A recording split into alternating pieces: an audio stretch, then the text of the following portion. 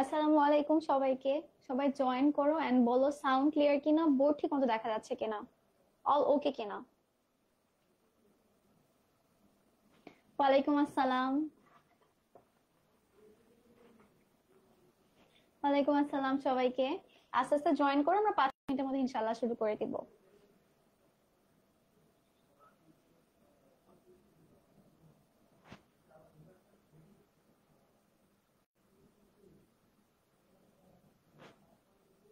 আচ্ছা, জয়েন করতে থাকো।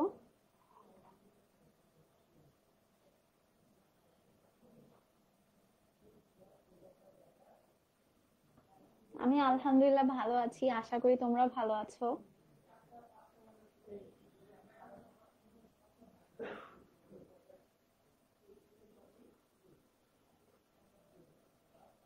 যারা যারা এসেছো সবাই নিজেদের ফ্রেন্ডদেরকে মেনশন দিয়ে দাও, সবাই মিলেমিশে ক্লাস করো।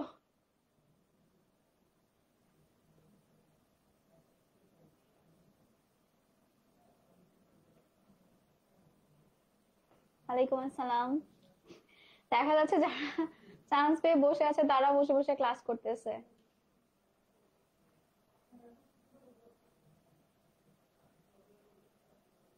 আমি আলহামদুলিল্লাহ ভালো আছি, আশা করি তোমরাও ভালো আছো। আমাকে রিয়েলে দেখা মানে এমন কিছু না যে আপু আপনার ওগুলো দেখতে পারবেন, আমাদের অফিসে এনি টাইম চলে এসো, আমাকে জানিয়ে এসো, ইনশাআল্লাহ দেখা হবে। ঠিক আছে, সব সব ফ্রেন্ডদেরকে মেনশন দিয়ে দাও। আচ্ছা, যেহেতু সবাই আসতেছো আমরা একটু কথা বলতে থাকি যে ধরো আর কয়দিন আছে, আজকে হচ্ছে 13 তারিখ, আর রাফলি হয়তো 15 দিনের মতো, 15 দিনও না, আসলে 2 সপ্তাহের মতো সময় আছে। এই 2 সপ্তাহ তোমার কাজ কি হবে? দেখো, ডেন্টালের জন্য কোনো এক্সেপশনাল প্রিপারেশন থাকে না, আমরা মেডিকেলের জন্য যে প্রিপারেশন গুলো নিই সেই একই প্রিপারেশন নিয়ে আমরা ডেন্টাল ক্র্যাক করতে পারি। জাস্ট ওই যে থাকে না, মেডিকেল মিস হওয়ার পর তোমার মধ্যে একটা হতাশা সবার মধ্যে আসবে, খুবই নর্মাল। বাট এই হতাশাটাকে যখন তুমি নিজের পাওয়ারে কনভার্ট করতে পারবা, যে যত ডিপ্রেশন আসুক আমি আরো মানে থাকার নতুন উদ্যমে চেষ্টা করব, তখন তোমার জন্য ডেন্টাল খুব পসিবল। ঠিক আছে, এখন একটা বিষয়, একটা জিনিস নিজেকে খুব ভালো করে বুঝাবা, সেটা হচ্ছে ডেন্টালের সিট খুব কম থাকে। প্রতিযোগী মোটামুটি একটু থাকে না, একটা মেডিকেলে যেরকম একটা সিটের বিপক্ষে যতজন প্রতিযোগী থাকে, সেই তুলনায় ডেন্টালে একটু বেশি থাকে, কম্পিটিশনটা একটু বেশি, তো সেই তুলনায় সিটও খুব কম। তো ভাগ্য একটা ব্যাপার থাকে, নিজের মাথা ঠান্ডা রাখার একটা ব্যাপার থাকে। তো ধরো চান্স মিস গেল, হইলো না ডেন্টালে, কিন্তু নিজেকে কোনোভাবে থামিয়ে রাখা যাবে না। ঠিক আছে, একটা চান্স মিস যাও মানে যে তুমি ব্যর্থ, তোমার দ্বারা কোনো কিছু পসিবল না, এইসব চিন্তা ভাবনা কখনো নিজের মধ্যে আনবা না। সবসময় নিজেকে ইন্ট্রোডিউস করাবা যে হয়তো আল্লাহ আমার জন্য এই সেক্টরটা উত্তম মনে করেনি, আল্লাহ হয়তো আমার জন্য উত্তম কিছু দিবেন, বা আল্লাহ হয়তো ভালো কিছু লিখে রেখেছেন। এই টেন্ডেন্সি নিয়ে যখন তুমি সামনে আগাবে, দেখবে তোমার জন্য সবকিছু পসিবল। ঠিক আছে, বেশি বেশি জুম আউট হয়ে গেছে, বেশি জুম আউট হয়ে গেছে। ওকে, এখন আহ আহ না জানিয়ে আসলে আমাদের অফিসে থাকে না সবসময় মানুষ, না জানিয়ে আসলে পাবা না আর কি। আমাদের ক্লাস থেকে নর্মাল নাম্বার আসি। আচ্ছা, তো একটা জিনিস হচ্ছে, এখন আমরা কেন তোমাদের ডেন্টাল থাকে না, আমরা ফার্স্ট ভেবেছিলাম রিভিশন ক্লাস নিব, কিন্তু রিভিশন ক্লাস নেওয়ার মতন আসলে কিছু নাই। কারণ মেডিকেলের জন্য যা যা টপিক ইম্পর্টেন্ট, ডেন্টালের জন্য সেম টপিক ইম্পর্টেন্ট, যা পড়েছে এতদিন তাই পড়তে হবে। তো আমরা এর থেকে চিন্তা করলাম কি, যে এইবার মেডিকেলে বিগত বছরের প্রশ্ন প্রচুর রিপিট হয়েছে, এর থেকে আমরা একটা কাজ করি, আমরা ডেন্টালের প্রশ্ন সলভিং ক্লাস নিই। ডেন্টালের প্রশ্ন সলভিং ক্লাস কি, তোমরাও হয়তো প্রশ্নগুলো অলরেডি সলভ করেছো, তোমাদের আমার আগে হয়তো অ্যান্সার গুলো মুখস্থ, বাপু এটা এটা এভাবে, এটা এভাবে। আজকে আমরা সলভিং এর মাধ্যমে জাস্ট টপিক গুলো একটু অ্যানালাইসিস করবো, যে এখন তোমার কাছে 2 সপ্তাহ সময় আছে, তুমি কোন কোন টপিকের উপর ইমফাসাইজ করবা, কোন কোন টপিক এখন তোমাকে বেশি পড়তে হবে, কোন জায়গাগুলোতে এখন বেশি বেশি প্র্যাকটিস করতে হবে। ঠিক আছে, ডেন্টালের প্রশ্ন অনেকে বলে মেডিকেল থেকে কঠিন আসে, মেডিকেল থেকে কঠিন আসে না, মানে একটু কয়েকটা থাকে না যে মেডিকেল খুব টিপিক্যাল কয়েকটা টপিক ওয়াইজ প্রশ্ন আসে, আর ডেন্টালের ক্ষেত্রে একটু দেখা যায় যে আশেপাশে জায়গা থেকে প্রশ্ন আসে, এইটুকু ডিফারেন্স। ঠিক আছে,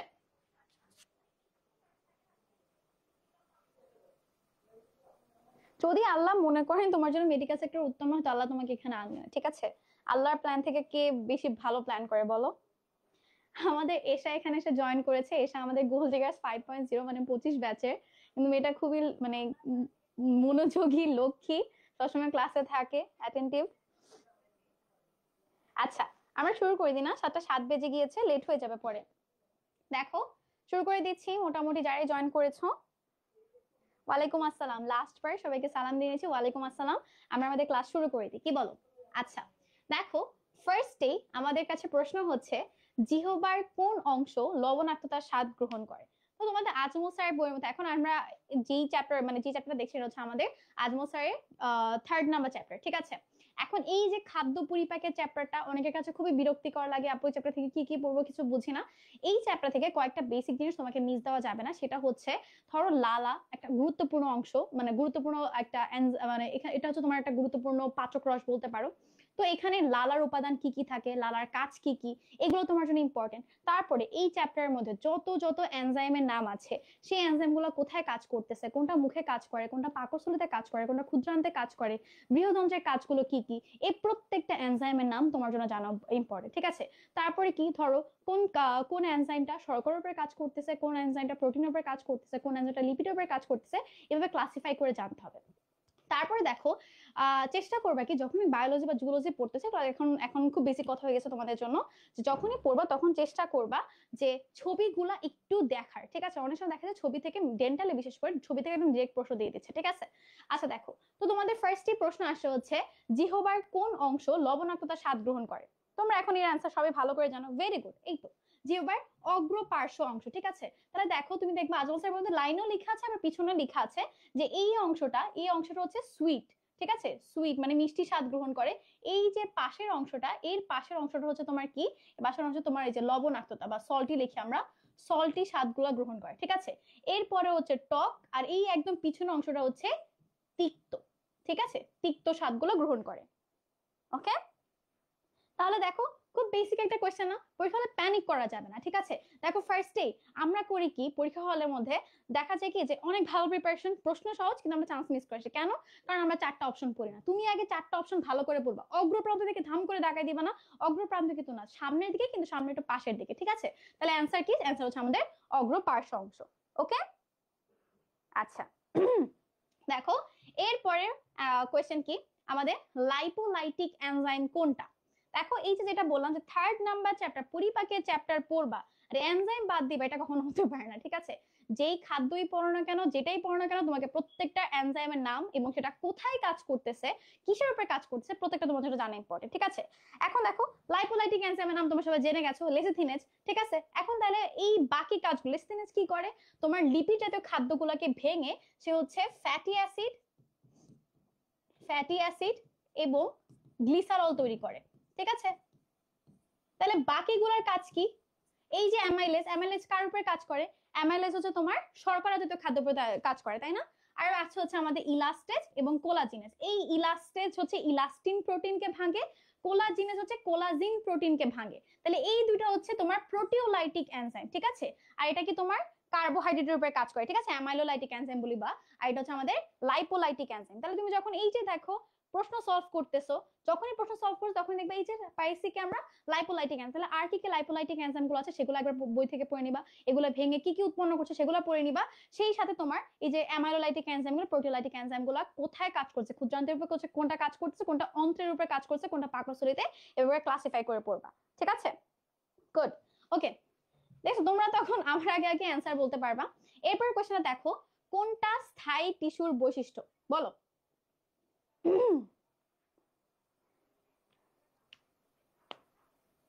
আচ্ছা দেখো, ফার্স্টে স্থায়ী টিস্যুর বৈশিষ্ট্য, এই যে যখন আমরা টিস্যু চ্যাপ্টারের মধ্যে যাব, টিস্যু এবং তোমার নগ্নবীজি আবৃতবীজি চ্যাপ্টারের মধ্যে যত যত বৈশিষ্ট্যগুলো আছে এগুলা খুব খুব ইম্পর্টেন্ট। এগুলো একদম দেখা যায় কি যে প্রতি বছর একটা না একটা প্রশ্ন এই বৈশিষ্ট্য থেকে করে ফেলে, ঠিক আছে? তাহলে যখন তুমি শৈবাল ছত্রাক বা ধরো ব্রায়োফাইটা টেরিডোফাইটা পড়ছো বা নগ্নবীজি আবৃতবীজি এবং টিস্যু চ্যাপ্টার পড়তেছো, তখনই তোমার এই বৈশিষ্ট্যগুলোর উপর একটা ফোকাস দিতে হবে, ঠিক আছে? বৈশিষ্ট্যগুলো থেকে একদম র্যান্ডমলি প্রশ্ন আসে। এখন বৈশিষ্ট্য পড়ার ক্ষেত্রে হয় কি, আমরা দেখা যায় ধরো আমি নগ্নবীজি এবং আবৃতবীজি দুইটার বৈশিষ্ট্য একসাথে মুখস্থ করব না। আমি যখনই এই যে স্থায়ী টিস্যু এবং ভাজক টিস্যু পড়বো, আমি দুইটার বৈশিষ্ট্য একসাথে মুখস্থ করবো না, আমি যে কোনো একটার বৈশিষ্ট্য মুখস্থ করবো, ঠিক আছে? দুইটার বৈশিষ্ট্য যখন তুমি মুখস্থ করবা তখন তোমার মধ্যে প্যাচ লাগবে। যে কোনো একটার বৈশিষ্ট্য খুব ভালো করে মুখস্থ করবা, যাতে তুমি আরেকটা বাদ দিয়ে পড়তে পারো। এখন কিছু বৈশিষ্ট্য দেখা যায় যে ইউনিক বৈশিষ্ট্য থাকে, ওইগুলা বাদে কখনোই দুইটার বৈশিষ্ট্য একসাথে মুখস্থ করার ট্রাই করবা না, ঠিক আছে? আচ্ছা, তাহলে দেখো আমাদের এটা অ্যান্সার কি, এই যে তোমার সবাই লিখে ফেলছো অলরেডি যে না, 3-এর ডি না। দেখো 3-এর অ্যান্সার হচ্ছে কোষ প্রাচীর নানা নকশা দেখা যায়। যারা বলতেছো 3-এর ডি, তুলনামূলকভাবে নিউক্লিয়াস বড়। দেখো নিউক্লিয়াসকে আমরা বলি হচ্ছে কোষের মস্তিষ্ক। তাহলে যেই কোষের মস্তিষ্কটা বড় থাকে সে বেশি বেশি কাজ করতে পারবে না। এখন স্থায়ী টিস্যুর কাজ কি? স্থায়ী টিস্যু তো বিভাজিত হয় না, ও জন্মের সময় যেমন ছিল ও আজীবন তেমনই থাকে, ওর কোনো চেঞ্জ হয় না। তাহলে ওর নিউক্লিয়াস বড় দিয়ে তো কোনো লাভ নাই তোমার, তাই না? ওই নিউক্লিয়াস মোটামুটি ছোট থাকলেও চলে, কারণ ওর তো কোনো কাজ নেই, ওর কাজ একটা জায়গায় বসে থাকা। তুমি যদি ভাজক টিস্যুর কথা চিন্তা করতে, সেক্ষেত্রে তুমি যদি অনেকগুলো নিউক্লিয়াস বা ধরো নিউক্লিয়াসের বড় আকারিতা, সেক্ষেত্রে সে বেশি বেশি কাজ করতে পারবে। বা স্থায়ী টিস্যু এর কোনো ফাংশন নাই, তাই স্থায়ী টিস্যু নিউক্লিয়াসে কিরকম থাকে? ছোট থাকে, ঠিক আছে? এবং স্থায়ী টিস্যু এমন না যে শুধুমাত্র জীবিত কোষে থাকে, মৃত কোষের মধ্যে স্থায়ী টিস্যু থাকতে পারে, ঠিক আছে? জীবিত এবং মৃত দুই টিস্যুর মধ্যে তোমার, দুই কোষের মধ্যে তোমার স্থায়ী টিস্যু থাকে, ঠিক আছে? আর একাধিক কোষ গহ্বর থাকে না, ওর একটাই কোষ গহ্বর থাকে এবং সেটা আকারে খুব ছোট থাকে। ওকে, হ্যাঁ এগুলো গত বছরের প্রশ্ন, 23-24 প্রশ্ন ডেন্টালে, ঠিক আছে? আচ্ছা, এরপরে দেখো এই যে শৈবাল ছত্রাকের চ্যাপ্টার, তোমাদের অন্যতম একটা আতঙ্কপূর্ণ চ্যাপ্টার, সেটা হচ্ছে শৈবাল ছত্রাকের চ্যাপ্টারটা।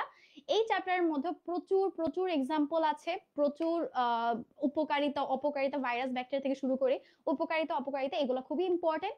এবং বিশেষ করে তুমি চেষ্টা করবে, ধরো একেবারে যদি কিছু মনে না থাকে, চেষ্টা করবা যেগুলো হচ্ছে তোমার মেডিকেল টার্ম রিলেটেড, ধরো কোনো ধরনের ঔষধ তৈরিতে ব্যবহৃত হচ্ছে, বা ধরো লাইফ সেভিং কিছু একটা, বা যুগান্তকারী কোনো একটা আবিষ্কার, যেরকম ধরো যে ন্যানো ফিল্টার, এটা অনেক বড় একটা আবিষ্কার ছিল। এই টাইপের যে গুরুত্বপূর্ণ গুরুত্বপূর্ণ ইম্পর্টেন্ট ইনফরমেশন গুলো আছে, সেটা মানুষের রোগগুলো বা ধরো মানুষের উপকারে যেগুলো আসছে, সেগুলো একটু ভালো করে পড়ার চেষ্টা করবা, ঠিক আছে? এটার অ্যান্সার তোমরা সবাই ভালো করে জানো। কোন শৈবাল থেকে গবেষকগণ ন্যানো ফিল্টার তৈরি করে? সেটার অ্যান্সার হচ্ছে আমাদের পিথোফোরা, ঠিক আছে? Pithophora, very good. দেখছো, এখন তোমরা পারবা। আচ্ছা, হ্যাঁ, তাহলে যখন এই যে পিথোফোরা পড়তেছো, তাহলে আমরা যখনই এই টাইপের প্রশ্নগুলো সলভ করবা, তখন চেষ্টা করবে কি, যেহেতু এখান থেকে একবার মানে তোমাদের একদম রিসেন্ট বছরের প্রশ্ন চলে আসে, তাহলে তুমি বুঝতে পারতেছো এই টপিকটা টিচারদের খুব প্রিয় একটা টপিক। তখন করবা কি, বই থেকে গিয়ে বাকি যে উপকারিতা গুলো আছে সেগুলো একটু পড়ে নেওয়ার চেষ্টা করবা, ঠিক আছে? ওকে, এরপরে দেখো আমরা সামনে আগাই। দেখো, শ্বেত রক্তকণিকা এবং লোহিত রক্তকণিকার অনুপাত কত? শ্বেত রক্তকণিকা লোহিত রক্তকণিকার অনুপাত কত বলো? সাউন্ড কম লাগছে?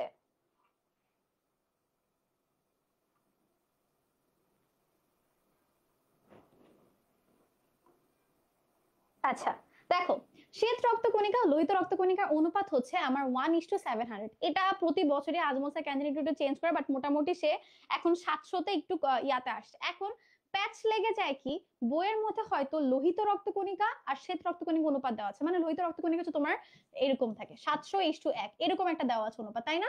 এখন দেখো প্রশ্ন তোমাকে হালকা একটু ঘুরিয়ে দিয়েছে, তুমি প্রশ্নটা পাইছো, সাথে দেখে আরে 700:1 আছে, থাম করে 3 নাম্বারটা দাগিয়ে দিবা না, আগে খেয়াল করবা কোনটা কিসের সাথে কিসের অনুপাত চেয়েছে। শ্বেত রক্তকণিকা কম, তোমার লোহিত রক্তকণিকা বেশি থাকবে, কারণ দেখো তোমার রক্তের রং লাল, এর মধ্যে কি থাকে? হিমোগ্লোবিন থাকে। হিমোগ্লোবিন কার উপাদান? হিমোগ্লোবিন হচ্ছে লোহিত রক্তকণিকার উপাদান। যদি হিমোগ্লোবিন বেশি না থাকতো, লোহিত রক্তকণিকা বেশি না থাকতো, তাহলে হয়তো আমাদের রক্তের কালারটা লাল নাও হতে পারতো, তাই না?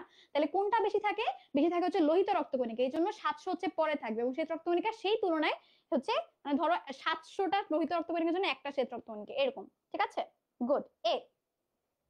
এরপর দেখো আমাদের আসি, নিচের কোনটা ভাইরাসের উপকারী কাজ? ভাইরাসের উপকারী কাজের মধ্যে আমাদের খুব কমই আছে। ভাইরাস নরমালি মোটামুটি তোমার সব খারাপ কাজগুলোই করে ভাইরাস। এখন দেখো ভাইরাসের উপকারী কাজের মধ্যে, উপকারিতার মধ্যে আমাদের কি কি আছে? আমি মনে রাখতাম হচ্ছে ভাইরাস দিয়ে টিকা বানানো যায়। কি কি?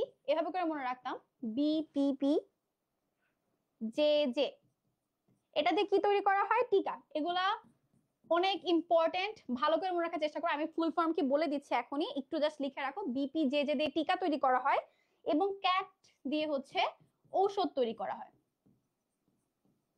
ঠিক আছে? আচ্ছা, এই বিপি দিয়ে, বি দিয়ে হচ্ছে বসন্ত, এই পি দিয়ে হচ্ছে পোলিও, এই পি দিয়ে হচ্ছে প্লেগ, জে দিয়ে হচ্ছে তোমার জলাতঙ্ক, আর জে দিয়ে হচ্ছে জন্ডিস, ঠিক আছে? তাহলে বসন্ত, পোলিও, প্লেগ, জলাতঙ্ক, জন্ডিস, এই 5টা ভাইরাস দিয়ে কি তৈরি করা হয়? তোমার টিকা তৈরি করা হয়, ঠিক আছে? আর ক্যাট, ক্যাট কি? ক্যাট দিয়ে হচ্ছে তোমার কলেরা, আমাশয় এবং টাইফয়েড, এই কলেরা, আমাশয় এবং টাইফয়েডের ইয়া দিয়ে হচ্ছে তোমার কি তৈরি করা হয়? ঔষধ তৈরি করা হয়, ঠিক আছে? এবং ভাইরাসের উপকারিতার মধ্যে তোমার আরেকটা আছে যে তোমার মিক্সো ভাইরাস দিয়ে হচ্ছে খরগোশ নিধন করা হয়। তারপর ব্রোকেন টিউলিপের ব্যাপারটা আছে। যেহেতু ভাইরাসের উপকারিতা খুব কম, এই উপকারিতাগুলো একটু ভালো করে পড়া লাগে, ঠিক আছে? এখন দেখো আমরা আসি যে ফার্স্টে সমুদ্রের কার্বন ডাই অক্সাইড শোষণ করা, সমুদ্রের কার্বন ডাই অক্সাইড শোষণ করা কি কখনো ভাইরাসের কাজ হইতে পারে? ভাইরাসের এত ক্ষমতা আছে এত বিশাল বড় সমুদ্র থেকে কার্বন ডাই অক্সাইড শোষণ করা? তাহলে এক নম্বর অপশন তো এমনি বাদ যায়। আচ্ছা, এরপরে আমাদের কি আছে, ওই যে মিক্সো ভাইরাস যেটা দিয়ে বলতেছিলাম যে ওটা হচ্ছে খরগোশের নিধন, মানে খরগোশ সংখ্যাটাকে কমায়। তাহলে অবশ্যই খরগোশের প্রজনন বৃদ্ধি করলে তো খরগোশ বেড়ে যাবে, উল্টা কাজ হয়ে গেল, তাহলে এটা আমার এটাও হবে না। আচ্ছা, শুধুমাত্র জড় বৈশিষ্ট্যে থাকা, ভাইরাস যদি জড় বৈশিষ্ট্য থাকে, ভাইরাস তোমাকে আমাকে আক্রমণ করে না, আমরা কি জড়? আমরা তো জীব, তাই না? তো 3 নম্বর অপশনটা ভুল। একটাই বাকি থাকে, ফুলের পাপড়িতে তাপ দেওয়া, ঠিক আছে? বা যেটা আমাদের বইয়ের মধ্যে আছে ফুলের, মানে ধরো ফুলে ব্রোকেন টিউলিপের ব্যাপারটা আছে, বাট এটা হচ্ছে আলিম স্যার বইয়ের ইনফো, যে ফুলের পাপড়িতে তাপ দেওয়া তো তোমার কি ব্যবহৃত হয়? ভাইরাস, ঠিক আছে? গুড। আচ্ছা, এরপর দেখো আমরা সামনে আগাই। চিরহরিৎ বনাঞ্চলের বৈশিষ্ট্য কোনটি? আপনাদের আরেকটা, আপনাদের না, আমার আমার আমি যখন বায়োলজি প্রিপারেশন নিচ্ছিলাম, আমার নিজেরও খুবই অপছন্দের একটা চ্যাপ্টার ছিল হচ্ছে বোটানি 12 নম্বর চ্যাপ্টারটা। এই 12 নম্বর চ্যাপ্টারটা আমার নিজের পড়ার খুব, মানে অনেক ধরনের টেকনিক ছিল, আমি দেখা যাচ্ছে বারবার বারবার করে পড়ে মনে রাখতাম। 12 নম্বর চ্যাপ্টার থেকে এই চ্যাপ্টারটা হচ্ছে কি একটু ছেড়ে দিতে হবে, বাট যেগুলো তোমাকে মাস্ট মাস্ট বি পড়তে হবে সেটা হচ্ছে এখানে কিছু ক্লাসিফিকেশন আছে এবং কিছু বৈশিষ্ট্য আছে, বিশেষ করে তোমার বিভিন্ন বনাঞ্চলের বৈশিষ্ট্যগুলো, কোনটা হচ্ছে লবণাক্ত মাটির বৈশিষ্ট্য, বা ধরো কোনটা চিরহরিৎ বনের বৈশিষ্ট্য, কোনটা ওরিয়েন্টাল অঞ্চলের বৈশিষ্ট্য, এই প্রত্যেকটা বৈশিষ্ট্য, বিশেষ করে যেগুলো হচ্ছে একটু ইউনিক ইউনিক বৈশিষ্ট্য, ঠিক আছে, এগুলো তোমার জন্য খুব খুব ইম্পর্টেন্ট, ঠিক আছে? যদি 12 নম্বর থেকে কিছু না পড়েও যেতে চাও, অ্যাটলিস্ট এগুলো একবার করে দেখে যাবা, পরীক্ষার হলে গিয়ে মনে পড়ে যাবে। কারণ তুমি জানো মেডিকেল ভর্তি পরীক্ষা 22-23 এই 12 নম্বর থেকে 3টা প্রশ্ন আসছে, এবার হয়তো আসে নাই বা গতবার হয়তো আসে নাই, এর মানে এটা না যে তোমার একেবারে আসার চান্স কমে গেছে, ঠিক আছে? তাই একটু হলো যদি একেবারে কিছু মনে না থাকে, অ্যাটলিস্ট যে বৈশিষ্ট্যগুলো আছে সেই বৈশিষ্ট্যগুলো এবং ক্লাসিফিকেশন গুলো একটু পড়ার চেষ্টা করবে, ঠিক আছে? আর উদাহরণগুলো যদি পারো একটু পড়বা। ওকে, এই যে তোমরা এখানে অ্যান্সার জানো, দেখো এটা এটা খুব ইজিলি অ্যান্সারও করা যায়। দেখো কিভাবে, ফার্স্ট চিরহরিৎ, চিরহরিৎ মানে কি? ও বছরে মানে একদম 365 দিনই ওর মধ্যে সবুজ পাতা থাকবে, ও খুব গ্রিন দেখতে হবে, খুব সতেজ দেখতে হবে। তাহলে দেখো, মাটি পুরাতন পলি দ্বারা গঠিত, মাটি যদি ওর পুরাতন পলি দ্বারা গঠিত হতো, ও খুব তাড়াতাড়ি কি বলবো যে ও মুরঝায় যেত, ওর পাতাগুলো তো ঝরে যেত, যেহেতু ওর মাটিটা চেঞ্জ হচ্ছে না, ঠিক আছে? কিন্তু যেহেতু ওর মাটিটা পুরাতন পলি দ্বারা, নতুন পলি আসে, চেঞ্জ হয়, এই কারণে পুরো বছর টিকে থাকতে পারতেছে, ঠিক আছে? তাহলে আমার 1 নম্বর অপশনটা ভুল। মাটিতে লৌহ জাতীয় পদার্থ থাকে, মাটিতে লৌহ জাতীয় পদার্থ থাকে না, ঠিক আছে? আয়রন বেশি থাকলে সেটা গাছের জন্য বেশি ক্ষতিকর, ঠিক আছে? এই জন্য আয়রন মোটামুটি পরিমাণ থাকলে ওর জন্য হচ্ছে, তাহলে এটা আমার হচ্ছে না। বৃষ্টিপাতের পরিমাণ 100 থেকে 150 সেন্টিমিটার, যেহেতু ও চিরহরিৎ, ও সবসময় সবুজ থাকতে হবে, ওর কি পানি বেশি বেশি করে লাগবে না? তাহলে ওর বৃষ্টিপাতের পরিমাণ অবশ্যই 250 সেন্টিমিটার থেকে বেশি হতে হবে, এই জন্য আমাদের 3 নম্বর অপশনটা ভুল। আচ্ছা, একমাত্র আমাদের 4 নম্বর অপশনটা রাইট, মাটিতে জৈব যৌগ প্রচুর পরিমাণে থাকে, এই কারণে দেখা যাচ্ছে ওর কাছে খাবার বেশি আছে, এজন্য পুরো বছর জুড়ে চিরহরিৎ থাকতে পারছে, ঠিক আছে? আচ্ছা, ওকে, দেখো এরপর আমরা আগাই। ভাইরাসে কোনটি থাকে? এটা একদম ইজি ইজি একটা প্রশ্ন, কিন্তু কেন জানি এটা সবাই ভুল করে আসে, একদম গণহারে সবাই কি দাগিয়ে আসে বলতো? সবার কেন নিউক্লিয়াস জিনিসটা খুবই পছন্দ, তাই না? নিউক্লিয়াস জিনিসটা খুবই পছন্দ, বলো তো অ্যান্সার কি?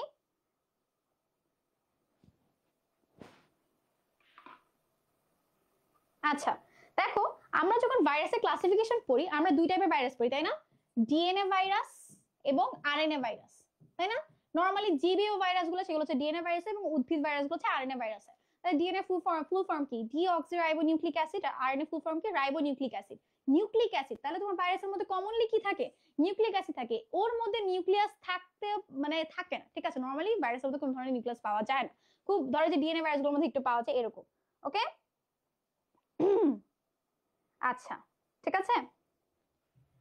দেখো এরপরে 9 নম্বর কোয়েশ্চেনে আমরা আগাই। জীবের বাহ্যিক বৈশিষ্ট্যকে কি বলে? এটা খুবই খুবই ইম্পর্টেন্ট, যে জীবের বাহ্যিক, এটা হচ্ছে আমাদের জুলজি 11 নম্বর চ্যাপ্টার থেকে করা হয়েছে। ফার্স্টে তোমাকে বুঝতে হবে জিনোটাইপ কি এবং ফিনোটাইপ জিনিসটা কি, ঠিক আছে? জিনোটাইপ কি? ধরো আমার রং হচ্ছে ওই যে তোমার বলে না মিউলেটো বা একটু শ্যামলা বর্ণের, এখন শ্যামলা বর্ণের জন্য ধরো আমার দাই জিন হচ্ছে কি দিব বলো? ধরো আর আর, ঠিক আছে? তাহলে এই যে এই আর আর, এই দুইটা জিন হচ্ছে আমার শ্যামলা বর্ণের জন্য দায়ী, এটা হচ্ছে আমার জিনোটাইপ। আর এই যে এই দুইটা জিনের জন্য আমার বর্ণটা শ্যামলা দেখাচ্ছে বা আমি একটু কালো দেখাচ্ছে, এই যে দেখানোটা তুমি তোমার চোখ দিয়ে আমাকে যেরকম দেখতেছো সেটা হচ্ছে আমার ফিনোটাইপ। তাহলে দেখো, একটা জীবের বাহ্যিক বৈশিষ্ট্যকে আমরা কি বলতে পারি? সেটা তার ফিনোটাইপ, ঠিক আছে? গুড, ওকে। দেখছো একদম ইজি ইজি প্রশ্ন আসে না, খালি পরীক্ষা হলে একটু মাথাটা ঠান্ডা রাখতে পারলে হয়ে যায়। আচ্ছা, এরপর দেখো টেরিসের বিষয়ে কোনটা সঠিক? ওকে, এই প্রশ্নগুলো একদম কমনলি অনেক বেশি বেশি করে আসে। তোমরা বলো কোনটা সঠিক? Phenotype, good. আচ্ছা দেখো, এখন আসি আমরা 10-এর 23 বিষয়ে কোনটা সঠিক। 10-এর অ্যান্সার হচ্ছে 1, তোমরা জানো। এখন হাসান স্যারের বইয়ের মধ্যে আছে যে তোমার টেরিস হোমোস্পোরাসও হতে পারে, টেরিস হেটারোস্পোরাসও হতে পারে, ঠিক আছে, কিন্তু তোমার সবচেয়ে বেশি ভ্যারিয়েন্ট থাকে হচ্ছে হোমোস্পোরাস। এখন আমি পরীক্ষা হলে তো বুঝবো না কোনটা দিব না দিব, কেমনে আমরা বাদ দিব বা কি করব। দেখো ফার্স্টে আমরা 3 নম্বরে আসি, শুধুমাত্র যৌন জননের মাধ্যমে বংশবৃদ্ধি ঘটে। তুমি ওই যে ব্রায়োফাইটা টেরিডোফাইটা থেকে শুরু করে শৈবাল ছত্রাক থেকে শুরু করে যাই পড়বা, দেখবো দুই টাইপের জনন আছে। একটা হচ্ছে তাদের অযৌন প্রজনন, যেটা হচ্ছে তারা অঙ্গ জনন করে, বিভিন্নভাবে অঙ্গ জনন বা অযৌন প্রজনন করতে পারে, আর হচ্ছে তাদের যৌন প্রজনন। তাহলে অবশ্যই টেরিডোফাইটা যেহেতু আস্তে আস্তে উন্নতির দিকে যাচ্ছে, টেরিডোফাইটা থেকে পরবর্তী নগ্নবীজিতে যাবে, তাহলে অবশ্যই অযৌন প্রজননটা আছে। তাহলে আমার 3 নম্বর অপশনটা ভুল। আচ্ছা 4 নম্বরে কি বলেছে? এটা উভচর উদ্ভিদ। তোমার বইয়ের মধ্যে আছে উভচর উদ্ভিদ আমরা কাকে বলি? ব্রায়োফাইটাকে বলি, ঠিক আছে। তাহলে এখান থেকে দুটো জিনিস জেনে গেছো, ব্রায়োফাইটাকে আমরা কি বলি? উভচর উদ্ভিদ বলি। তাহলে এটা আমার 3 নম্বরটা ভুল। 23-এর প্রজাতির সংখ্যা 100 না, এটা আমাদের ভুল। এখন চেষ্টা করবা কি, এই যে প্রজাতির সংখ্যা থেকে, এই প্রজাতির সংখ্যাগুলো না অনেক বেশি প্রশ্ন আসে। ইভেন একদম মেডিকেল ভর্তি পরীক্ষা 17-18 থেকে শুরু হয়েছে, মেডিকেল হোক ডেন্টাল হোক, কোন না কোনো একটা অপশনের মধ্যে হোক বা একটা কোশ্চেন হিসেবে হোক প্রজাতির সংখ্যাগুলো দিয়ে দেয়। তাই যেখানে যেটাই পড়তেছো চেষ্টা করবা ওর প্রজাতির সংখ্যাগুলো জানার, ঠিক আছে? ওকে।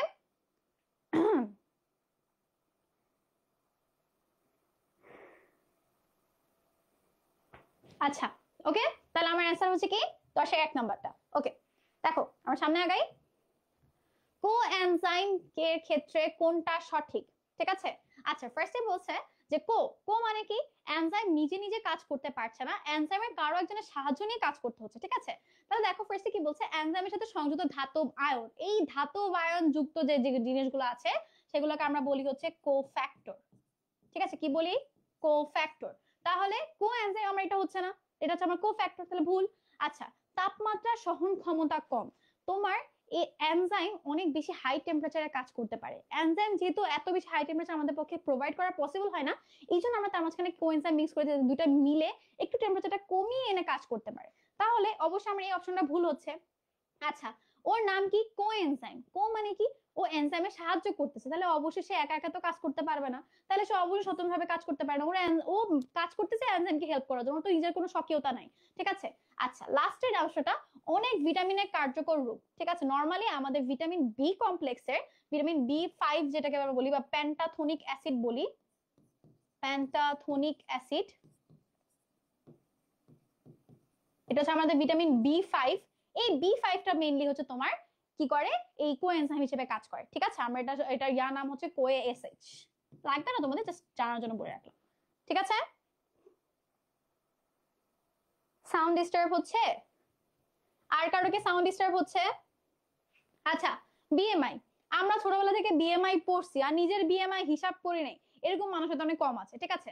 আচ্ছা দেখো বিএমআই এর ক্ষেত্রে আর বোঝানোর কিছু নেই, একদম ঠান্ডা মাথায় 4টা অপশন পড়বা। দেখো 3rd নাম্বার অপশনে কি বলছে, কিলোগ্রাম দেহের ওজন ডিভাইডেড বাই, আমরা নরমালি বিএমআই এর সূত্র কি, BMI is equal to weight, weight থাকবে হচ্ছে তোমার কেজিতে,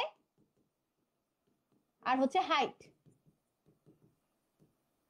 হাইটের স্কয়ার, এটা হচ্ছে মিটারে থাকবে, ঠিক আছে, মিটার স্কয়ার। তাহলে দেখো আমাদের মিলে গেছে না, এই যে 3 নাম্বার হচ্ছে অ্যান্সার, শেষ। এই যে এখন সব পারি, এই সব পারিটা পরীক্ষা হলে নিয়ে যেতে হবে।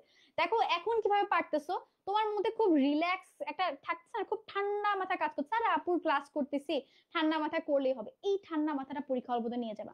তোমার কাছে এখন যেরকম হচ্ছে যে ওনার ক্লাস করলে আমার একটু লাভ হচ্ছে, কোনো লস নাই, এই মেন্টালিটিটা পরীক্ষা হলে যাচ্ছে, ঠিক আছে, পরীক্ষা হলে আমি পরীক্ষায় দিতে আসছি, কি হবে, চান্স না পাইলে কি হবে, এই যে একটা ড্যাম কেয়ার ভাব যখন পরীক্ষা নিয়ে যেতে পারবা, তোমার চান্স কেউ আটকাতে পারবে না ইনশাআল্লাহ, যদি আল্লাহ তাকদিরে লিখে। ওকে আচ্ছা দেখো এরপরে কোনটা উদ্ভূত প্রোটিন। আচ্ছা এখন আসে আমরা তোমাদের বোটানি 3rd নাম্বার চ্যাপ্টার, এই চ্যাপ্টারটা তোমাদের খুব একটা বেশি বেশি পছন্দ না আমি জানি। এখন এই বোটানি 3rd নাম্বার চ্যাপ্টারে কি পড়বো, বোর্ডের 3rd নাম্বার চ্যাপ্টারে কার্বোহাইড্রেটের ক্ষেত্রে তোমার যে এক্সাম্পল গুলা এবং কার্বোহাইড্রেটের যে ইউজ গুলা খুবই ইম্পর্টেন্ট, এবং প্রোটিনের ক্ষেত্রে মেডিকেল ডেন্টাল দুই জায়গায় বারবার প্রোটিনের ক্লাসিফিকেশন গুলার এক্সাম্পল আসছে, বিশেষ করে সরল প্রোটিন, উদ্ভূত প্রোটিন, যৌগিক প্রোটিন, এই প্রত্যেকটা প্রোটিন থেকে বারবার করে প্রশ্ন। ধরো তোমার যে আসে যে কোনটা পানিতে দ্রবণীয়, কোনটা তাপ সহনীয়, এই প্রত্যেকটা জিনিস very very important. 3rd number chapter পড়বা, প্রোটিনের ওই যে এক্সাম্পল এবং ক্লাসিফিকেশন পড়বা না, এটা না পড়ে পরীক্ষা হলে যায় না, ঠিক আছে? এটা খুবই ইম্পর্টেন্ট। তাহলে বলো এটা অ্যান্সার কি তোমরাই জানো। দেখো আমরা অপশন দেখো অ্যানালাইসিস করতে পারি। ফার্স্ট দেখো উদ্ভূত মানে কি, কোন একটা প্রোটিন থেকে সে আসছে। ফার্স্টে তোমাকে বলছে লিপোপ্রোটিন মানে লিপিড প্লাস প্রোটিন, তাই না? তাহলে দুইটা জিনিস মিলছে, এটাকে আমরা কি বলি? এটাকে আমরা বলি যৌগিক প্রোটিন, তাই না? এটাকে আমরা কি বলি? যৌগিক প্রোটিন বলি। কে রে ফাইব্রিন বললো?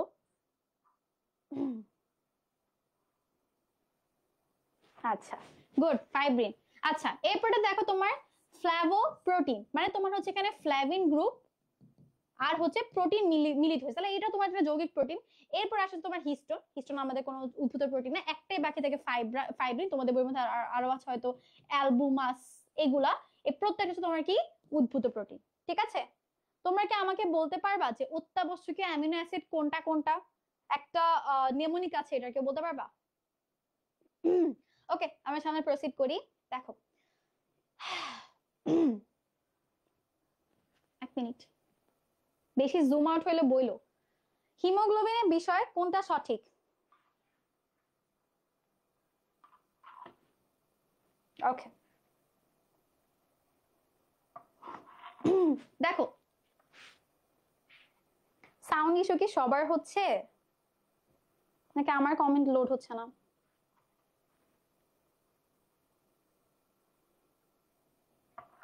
আচ্ছা দেখো ফার্স্টে হিমোগ্লোবিন বিষয় কোনটা সঠিক। হিমোগ্লোবিনে তোমরা জানো হিমোগ্লোবিনে কি হয়, একটা ফেরাস মাঝখানে থাকে, তার চারপাশে চারটা কি থাকে বলো? ওকে এমটিডিভি পিল, ভেরি গুড। আচ্ছা হিমোগ্লোবিনে হিম অংশ মধ্যে তোমার একটা ফেরাস মাঝখানে থাকে, তার চারটা পাশে চারটা প্রোটিন অংশ থাকে, ঠিক আছে? বা গ্লোবিন যেটাকে আমরা বলি, চারটা প্রোটিন থাকে। তাহলে দেখো আমাদের ফার্স্টের যে অপশনটা সেটাই আমাদের সাপোর্ট করতেছে। এরপরে ইয়াটা দেখো হিমোগ্লোবিনে হিম ও গ্লোবিনের অনুপাত হচ্ছে কি থাকে 1:2, 1:20 দেওয়া। এই যে অনুপাতটা আদমো স্যারে জানি কি হয় আল্লাহ জানি, প্রতি বছর এই অনুপাতটা বারবার করে চেঞ্জ করে।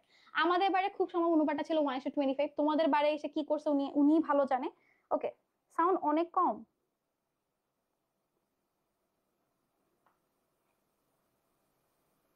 সাউন্ড অনেক কম, ঠিক আছে না? ঠিক আছে গুড। ওকে আচ্ছা তারপরে দেখো 3 নম্বর অপশনে কি বলছে, মূলত কার্বন ডাই অক্সাইড পরিবহন করে। হিমোগ্লোবিনের মেইন কাজ হচ্ছে অক্সিজেন পরিবহন করা। হিমোগ্লোবিন তোমার অক্সিজেন ব্লাডের মধ্যে দুই ভাবে পরিবাহিত হয়, একটা হচ্ছে 97% অক্সিজেন তোমার এই হিমোগ্লোবিনের সাথে যুক্ত হয়ে অক্সিহিমোগ্লোবিন তৈরি করে, সেভাবে সে পরিবাহিত হয়, আর 3% অক্সিজেন হচ্ছে সে ব্লাডে যে প্লাজমা অংশ তার সাথে মিশে পরিবাহিত হচ্ছে, ঠিক আছে? আচ্ছা তাহলে দেখো মূলত কি, মূলত তার কাজ হচ্ছে অক্সিজেন পরিবহন করা, বাকি কিছু অংশ সে হচ্ছে কার্বন ডাই অক্সাইড পরিবহন করতে। আমাদের 3 নম্বর অপশনটা ভুল বুঝলাম, হিমে লৌহের পরিমাণ থাকে 25%, এটা ভুলই। ওকে দেখো এরপরে কোয়েশ্চেন কই গেল, প্যারাথরমোনের কাজ কি? দেখো প্যারাথরমোন আমাদের প্যারাথাইরয়েড গ্রন্থি থেকে নিঃসৃত হয়। এর মূলত একটা কাজ, সেটা একটু ভালো করে মনে রাখবা, সেটা হচ্ছে ও ক্যালসিয়ামকে বাড়ায়। ও কি করে? ও ক্যালসিয়ামকে বাড়ায় এবং ও ফসফেটকে কমায়। আমি মনে রাখতাম হচ্ছে ফসফেট, ফ দিয়ে বা ধরো পি দিয়ে দেখলে ফসফেট, আর প্যারা, তাহলে পিপি ও কি করে? পিপি কে কমাচ্ছে, ঠিক আছে? প্যারাথরমোন ফসফেটকে কমায়। তাহলে দেখো এটার অ্যান্সার কি হবে? বৃক্কের ক্যালসিয়াম ধরে রাখার ক্ষমতা কমাচ্ছে। ওরা আমার আগেই অ্যান্সার দিচ্ছে। 15 ক কে বলছো? মায়ের মারবো ধরে। 15 ক কিভাবে হয়? আচ্ছা দেখো ফার্স্টে ওর কাজ কি, বৃক্কের ক্যালসিয়াম ধরে রাখার ক্ষমতাকে কমায়। বৃক্কের ক্যালসিয়াম ধরে রাখার ক্ষমতা মানে কি, বৃক্ক তোমার ক্যালসিয়ামকে বের করে দিচ্ছে, ও ক্যালসিয়ামকে বের করে দিচ্ছে না, কারণ ওর কাজ কি, ওকে ক্যালসিয়ামকে বাড়াইতে হবে। ও যদি ক্যালসিয়ামকে বের করে দেয় তাহলে তোমার শরীর থেকে ক্যালসিয়াম কমে গেল। ওর কাজ কি, ও ক্যালসিয়ামকে বৃক্কের মধ্যে ধরে রাখবে, ও এটাকে অ্যাবজর্ব করবে যাতে কোনোভাবে ক্যালসিয়াম বাইরে না যেতে পারে। এই অ্যাবজর্ব করার মাধ্যমে সে তোমার রক্তের মধ্যে ক্যালসিয়ামের পরিমাণটাকে বাড়াচ্ছে। তাহলে আমার 1 নম্বর অপশনটা ভুল। হৃদক্রিয়া বৃদ্ধি করে, হৃদক্রিয়া বৃদ্ধি করা ওর কাজ না, হৃদক্রিয়া বৃদ্ধি করার কাজ হচ্ছে অ্যালডোস্টেরনের, ঠিক আছে? লিখে রাখতে পারো, অ্যালডোস্টেরনের কাজ হচ্ছে তোমার হার্ট রেট বাড়ানো। আচ্ছা তাহলে এটাও ভুল। ওকে প্রোটিন ও শর্করা বিভাগ বৃদ্ধি করে। নরমালি তোমার প্যারাথর্মোনের প্রোটিন এবং শর্করা বিভাগের সাথে কোনো ধরনের কোনো রিলেশন নাই, তোমার ক্যালসিয়াম বা থাইরয়েড হরমোনে থাকতে পারে। এরপরে দেখো ঘ নাম্বারে কি বলছে, ফসফেটের রেচন হার বৃদ্ধি করে। ফসফেট রেচন হার বৃদ্ধি করা মানে কি, সে বেশি বেশি বেশি বেশি করে রেচন কাজ সম্পন্ন করে ফসফেটকে শরীর থেকে বের করেছে, কারণ ওর কাজ কি, ওর কাজ হচ্ছে ফসফেটকে কমাইতে হবে। তাহলে ফসফেটকে ও দ্রুত রেচন হারটাকে বৃদ্ধি করে ফসফেটকে শরীর থেকে বের করে দিচ্ছে। তাহলে তোমার অ্যান্সার হচ্ছে এখানে ডি। ঠিক আছে, আচ্ছা গুড। তাহলে এই যে পরীক্ষা একটু মাথাটা ঠান্ডা রাখবে, তুমি এমনিই পারো, কেন তোমরা খুব হাইপার হয়ে যায়। আচ্ছা দেখো, তরুণাস্থি বিষয়ে কোনটা সঠিক, একটা অপশন পড়লে আর কিছু পড়া লাগে না। দেখো তোমার তরুণাস্থিকে আমরা সায়েন্সের ভাষায় কি বলি, কন্ড্রিয়াম বলি। দেখো তাহলে তরুণাস্থির আবরণ কি, পেরিকন্ড্রিয়াম। যেরকম তোমার হার্টের আবরণ নাম কি, পেরিকার্ডিয়াম। একদম ইজি, বাকিগুলো তোমার আর পড়াই লাগতেছে না। ঠিক আছে, হ্যাভারশন থাকে তো তোমার অস্থি কলার মধ্যে, আর কিছু পড়া লাগবে না। অ্যান্সার হচ্ছে আমার এ। ঠিক আছে, এই যে দেখো বাকি যে অপশনগুলো, হ্যাভারশন তন্ত্র থাকে, কোষের আকার মাকড়সা জালের মধ্যে, প্রত্যেক হচ্ছে তোমার অস্থি কোষের বৈশিষ্ট্য। Good, 16A। ওকে, দেখো সামনে আগাই। ওকে দেখো, নিচের কোনটাতে, আচ্ছা নিচের কোন শ্রেণী, আগে এখানে যেটা আমরা 1 নম্বর চ্যাপ্টারে চলে এসেছি, 1 নম্বর চ্যাপ্টার নিয়ে একটু বলা উচিত। ফার্স্টে তোমার জুলজির 1 নম্বর চ্যাপ্টারের মধ্যে, 1 নম্বর চ্যাপ্টারের মধ্যে প্রচুর ইনফরমেশন, কিছু করার নাই, তোমাকে প্রত্যেকটা জানা লাগবে। এবং চেষ্টা করবা কি, যে কমন টাইপের, ধরো কোনটার, আমরা যখন ফার্স্টে তো আমরা যাই হচ্ছে কিসে বলো, অমেরুদণ্ডী প্রাণীতে। অমেরুদণ্ডী প্রাণীতে 9টা পর্ব আছে। এই 9টা পর্বের মধ্যে যে কমন জিনিসগুলো আছে, ধরো রেচনতন্ত্র আছে কিনা, তারপরে স্নায়ুতন্ত্র আছে কিনা, গঠন কিরকম, এই প্রত্যেকটা একটা ছক আকারে লিখে নিবা। ঠিক আছে, একটা ছক আকার ছক করে নিবা, যে এটা এই এই পয়েন্ট কোনটার মধ্যে কিরকম দেখা যায়, কোনটা তোমার ত্রিস্তরী, কোনটা তোমার দ্বিস্তরী, এই প্রত্যেকটা যখন লিখে নিবা তখন তোমার জন্য এটা ইজি হয়ে যাবে। এবং ধরো এই যে প্রতীপ রূপান্তর আছে, বাকি যে ইউনিক বৈশিষ্ট্যগুলো নরমালি ইউনিক বৈশিষ্ট্য থেকে প্রশ্ন করা হয়। এবং এখানে তোমার যে প্রত্যেকটা ছবি নিচে কিছু কিছু উদাহরণ দেওয়া আছে, এই উদাহরণগুলো খুব ইম্পর্টেন্ট। 1 নম্বর চ্যাপ্টারটা ডেন্টালের জন্য প্রচুর প্রচুর ইম্পর্টেন্ট। মেডিকেলে নরমালি একটু কম আসে, এমবিবিএস একটু কম আসে প্রশ্নটা থেকে, বাট এই যে ডেন্টালের জন্য এই 1 নম্বর চ্যাপ্টার খুবই খুবই গুরুত্বপূর্ণ। ওকে, তো যখন পড়বে একটু ভালো করে পড়বে, এটার অ্যান্সার এখন তোমরা আমার থেকে ভালো করে জানো। 1 নম্বর অ্যান্সার কি বলো, নিচের কোন প্রাণীতে তোমার প্রতীপ রূপান্তর দেখা যায় বলো।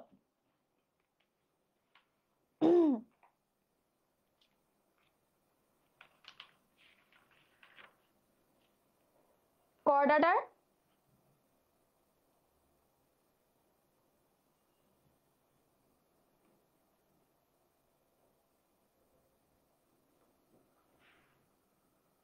ওকে। করডাটা 3টা ক্লাসিফিকেশন আছে তাই না, ইউরোকর্ডাটা, সেফালোকর্ডাটা, তারপর হচ্ছে ভার্টিব্রাটা। এই ফার্স্টে আমাদের ইউরোকর্ডাটার মধ্যে যে অ্যাসিডিয়াশিয়া আছে, অ্যাসিডিয়াশিয়ার মধ্যে তোমার প্রতীপ রূপান্তর দেখা যায়। তাহলে অ্যান্সার হচ্ছে আমার অ্যাসিডিয়াশিয়া। ওকে, সাউন্ড কারো কম কারো ঠিক, কোন দিকে যাব বলো। আচ্ছা দেখো, মেন্ডেলের দ্বিতীয় সূত্রের ব্যতিক্রম কোনটা।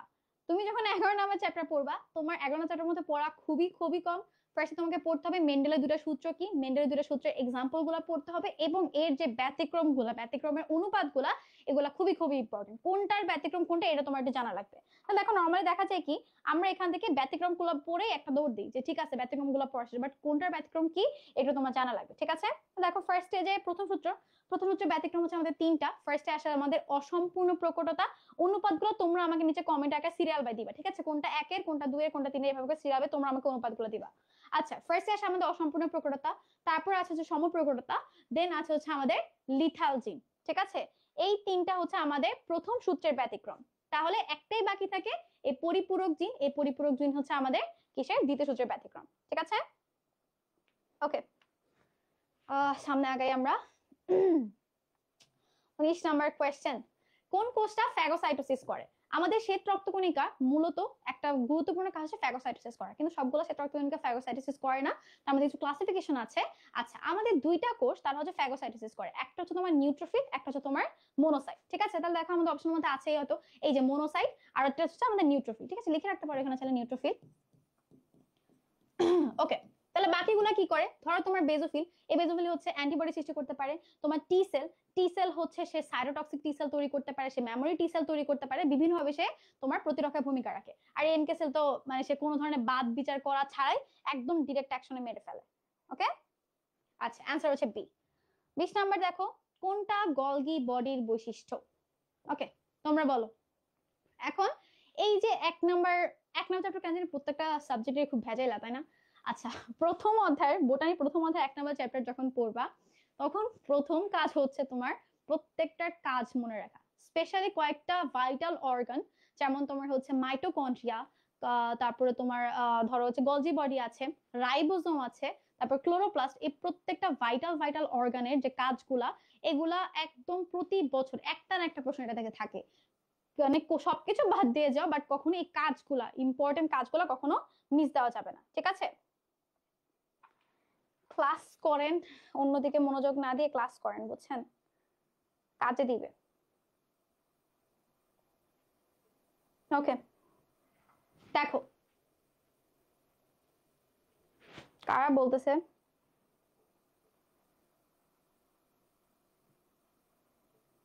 ওকে দেখো, ওকে তাহলে দেখো আমার ফার্স্টে সমগ্র সাইটোপ্লাজমের জালিকা তৈরি করে, গলজি বডির এত ইয়া নেই, এই কাজগুলো করেছে এন্ডোপ্লাজম রেটিকুলাম, সে সমগ্র সাইটোপ্লাজম জুড়ে জুড়ে জালিকা তৈরি করে তার কাজগুলো সম্পূর্ণ করে। তাহলে এটা আমার হচ্ছে না। 2 নাম্বারটা রাইট, সাধারণত সংশ্লেষণ এবং ক্ষরণে কাজ করেছে তোমার গলগি বডি। 3 নাম্বারটা কি বলছে দেখো, আন্তঃকোষীয় পরিবহনে সাহায্য করে, আন্তঃকোষীয় পরিবহনে সাধারণত সাহায্য করে হচ্ছে তোমার এন্ডোপ্লাজমিক রেটিকুলাম, ঠিক আছে? আচ্ছা, 4 নাম্বারটা তো হবে না, সকল প্রকৃত কোষে উপস্থিত থাকে এমন না, কারণ সে হচ্ছে তোমার এক কোষী যে উদ্ভিদগুলো যাদের মধ্যে কোনো ধরনের নিউক্লিয়াস নেই তাদের মধ্যে সে উপস্থিত থাকতে পারে, ঠিক আছে? প্রকৃত কোষে তো ওর কোনো সম্পর্ক নেই। আচ্ছা দেখো, আমরা চলে গেলাম কোথায়, 21 নম্বরে। কার্ডিয়াক মাসেলের বৈশিষ্ট্যগুলা কি, হৃদপেশির বৈশিষ্ট্য কি? ফার্স্টে ওকে, তুমি যদি কার্ডিয়াক মাসেলের ছবিটা দেখো, দেখবা কার্ডিয়াক মাসেল হচ্ছে অনেকটা এরকম, মানে এখানে ওর হচ্ছে একটা ইন্টারকালেটেড ডিস্ক থাকে, এটা দিয়ে সে হচ্ছে অন্যটার সাথে যুক্ত থাকে, ঠিক আছে? এরকম একটা ওর গঠন, এরকম খাঁচকাটা থাকে, ওর মাঝখানে একটা নিউক্লিয়াস থাকে, এরকম, ঠিক আছে? তাহলে দেখো ফার্স্টে তোমাকে কি বলছে, পেশিতন্ত্র শাখা প্রশাখাবিহীন। তুমি জানো যে কার্ডিয়াক মাসেল অনেকটা দুইটা মাসেলের বৈশিষ্ট্যগুলো মিলে তৈরি, ঠিক আছে? ও দেখতে অনেকটা তোমার কি বলবো ঐচ্ছিক পেশির মতো, কিন্তু কাজ করেছে অনৈচ্ছিক পেশির মতো। ঐচ্ছিক পেশি কি হচ্ছে ডোরা কাটা দাগ বিশিষ্ট, তাহলে কার্ডিয়াক মাসেল তোমার কি শাখা প্রশাখা যুক্ত, ওকে? আচ্ছা, এরপর হচ্ছে সহজেই অবসাদগ্রস্ত হয়। যদি তোমার কার্ডিয়াক মাসেল খুব দ্রুত অবসাদগ্রস্ত, মানে ধরো আমাদের মতন আমরা কিছু একটা করতে পারি না, খুব ইজিলি টায়ার্ড হয়ে যায়, তোমার কার্ডিয়াক মাসেল যদি মনে করে যে ঠিক আছে আমি 1 ঘন্টা ধরে অনেকক্ষণ ধরে বিট করছি, এবার আমি আরো 1 ঘন্টা রেস্ট নিই, তাহলে তুমি আমি কি বাঁচবো? কখনই বাঁচবো না। তাহলে তোমার কার্ডিয়াক মাসেল সহজেই ফ্যাটিগড হয় না, ও একেবারে আজীবনের জন্য ফ্যাটিগড হয়ে যায় তোমার মরণের সময়, আমার মৃত্যুর সময়, ঠিক আছে? তাহলে আমার 2 নাম্বারটাও ভুল। আচ্ছা, এরপর তোমাকে কি বলেছে দেখো, সার্কোলেমা অস্পষ্ট এবং অসম্পূর্ণ। তোমরা কি জানো সার্কোলেমা কি? আচ্ছা, সার্কোলেমা হচ্ছে খুবই পাতলা, পেশির বাইরে খুব একটা পাতলা আবরণ থাকে, পেশির আবরণ বলে আমরা সেটা বলেছে সার্কোলেমা। এখন ওরটা কেন অস্পষ্ট এবং অসম্পূর্ণ? কারণ ও নিয়মিত বিট করতেছে, ওকে নিয়মিত সংকুচিত প্রসারিত হতে হচ্ছে ইন্ট্রাকার্ডিয়াক ডিস্কের মাধ্যমে, ঠিক আছে? এখন ওর যদি সার্কোলেমাটা খুব সুস্পষ্ট থাকে, তুমি খুব ইজিলি দেখতে পারো, খুব জোরে করে আবৃত করে রাখে, তাহলে তো বিট করতে পারো, তো সংকুচিত প্রসারিত হতে পারবে না। এই জন্য সার্কোলেমাটা অস্পষ্ট থাকে এবং অসম্পূর্ণ থাকে। 3 নাম্বার কি বলছে, সংকোচন ক্ষমতা মন্থর। যদি তোমার সংকোচনের ক্ষমতা মন্থর হতো তাহলে তোমার হার্ট কখনো বিট করতোই না, ঠিক আছে? তাহলে আমাদের ডি নাম্বার অপশনটাও ভুল, অ্যান্সার হচ্ছে সি। ওকে দেখো, এখন আমাদের কোন ব্যাকটেরিয়া বায়ুমণ্ডলে গ্যাসে, এটা যখন বললাম যে ব্যাকটেরিয়া, ভাইরাস, তোমার শৈবাল, ছত্রাক যতগুলোই পড়বে প্রত্যেকটার ইউজ খুবই খুবই ইম্পর্টেন্ট। উপকারিতা কি অপকারিতা কি প্রচুর ইম্পর্টেন্ট, বিশেষ করে ব্যাকটেরিয়ার ইউজ গুলো খুব ইম্পর্টেন্ট, যেহেতু ভাইরাস বেশিরভাগই ক্ষতি করে আর ব্যাকটেরিয়া তোমার জন্য অনেকটা উপকারী, কয়েকটা অপকারী দিক আছে, তাহলে উপকারী যে দিকগুলো প্রত্যেকটা ইম্পর্টেন্ট। আমি কি মনে রাখতাম দেখো, এই নাইট্রোজেনকে লবণে পরিণত করে উর্বরতা সৃষ্টি করে, আমি মনে রাখতাম হচ্ছে ক্যাপ, ক্যাপের মধ্যে সে হচ্ছে নাইট্রোজেনকে জমা রাখে, জমা রেখে সে কি করে তোমার মাটির উর্বরতা সৃষ্টি করে। এখন তোমরা আমাকে বলো ক্যাপের ফুল ফর্ম কি, দেখি কেউ বলতে পারো কিনা? একটা বলতে পারি তোমাদেরকে, বলো, তোমরাই বলো।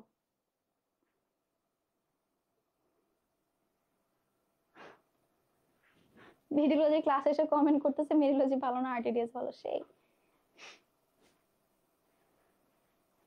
সেই কমেন্ট করছে।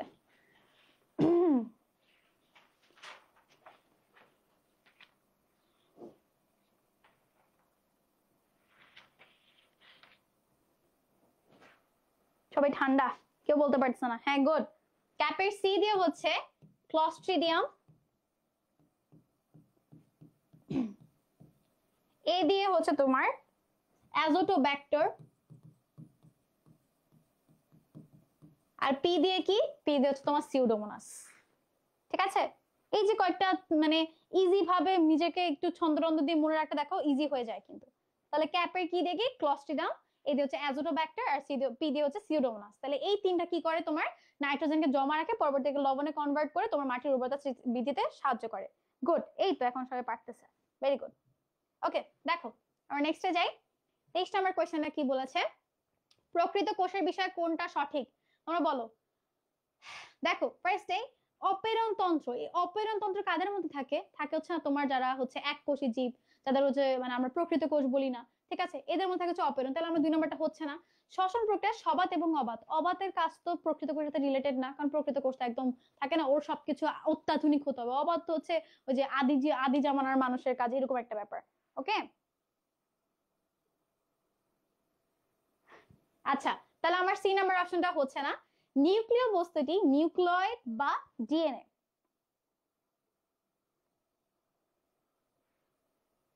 তোমার প্রকৃত কোষের মধ্যে আরএনএ তো থাকে, তাই না?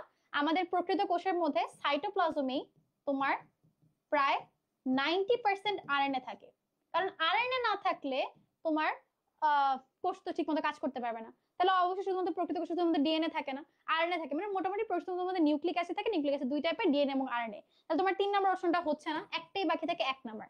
নিউক্লিয় বস্তুটা হচ্ছে তোমার ক্রোমোজোম। সাউন্ড খুব কম, সবাই যে শুনতে পারছে বাবা? একটু দেখো তো তোমার একটু যদি সাউন্ড বেশি কম লাগে ইয়ারপড কানেক্ট করে দেখো যে সাউন্ড ঠিক আছে কিনা, কারণ সবার কাছে মোটামুটি ক্লিয়ার। যদি বেশি ইস্যু থাকে বলো। আচ্ছা দেখো, শ্বসনতন্ত্রের কোন অংশে অক্সিজেন এবং কার্বন ডাইঅক্সাইডের বিনিময় হয়? তোমার কোষ থেকে কার্বন ডাইঅক্সাইড আসতেছে, পালমোনারি ধমনির মাধ্যমে আসলো, এসে কোন একটা জায়গার মধ্যে এক্সচেঞ্জ হয়, এক্সচেঞ্জ হয়ে সেটা অক্সিজেনেটেড ব্লাডে কনভার্ট হয়ে পরবর্তী আবার কোষে ফেরত যায়। সেটা হচ্ছে তোমার কোথায়? অ্যালভিওলাসের মধ্যে, ঠিক আছে। এই অ্যালভিওলাস এরকম এরকম করে থাকে, অনেকটা কি বলবো, একটা বাবল টাইপের শেপ। এই অ্যালভিওলাসের মধ্যে আসে, এর বাইরে দিকে একটা খুবই পাতলা কোষ, তোমার হচ্ছে কৈশিক জালিকা থাকে। এই কৈশিক জালিকার মধ্যে তোমার পালমোনারি ধমনী দিয়ে তোমার এই যে কার্বন ডাইঅক্সাইড যুক্ত রক্তগুলো আসে, এসে এখানে এসে চেঞ্জ হয়, চেঞ্জ হয়ে সে হচ্ছে অক্সিজেনেটেড রক্ত হয়ে ফিরে যায় পালমোনারি শিরার মাধ্যমে হার্টে, সেখান থেকে তোমার পুরো পুরো দেহের মধ্যে পাম্প হয়, ঠিক আছে। আচ্ছা, তাহলে আমার অ্যান্সার কি? অ্যান্সার হচ্ছে অ্যালভিওলাস। এরপরে দেখো আমরা 25 নাম্বারটায় যাই। কোন কোষ প্রাচীর স্থিতিস্থাপক? এগুলো একটু মুখস্থ রাখার জিনিস, আসলেই সাউন্ড কম। পিডিএফ তোমাদের যে টেলিগ্রাম গ্রুপ আছে সেখানে দিয়ে দিব আমি। সাউন্ড কি খুব কম? আচ্ছা 1 মিনিট দাঁড়াও, পিডিএফ তোমাদের টেলিগ্রাম গ্রুপে দিয়ে দিব।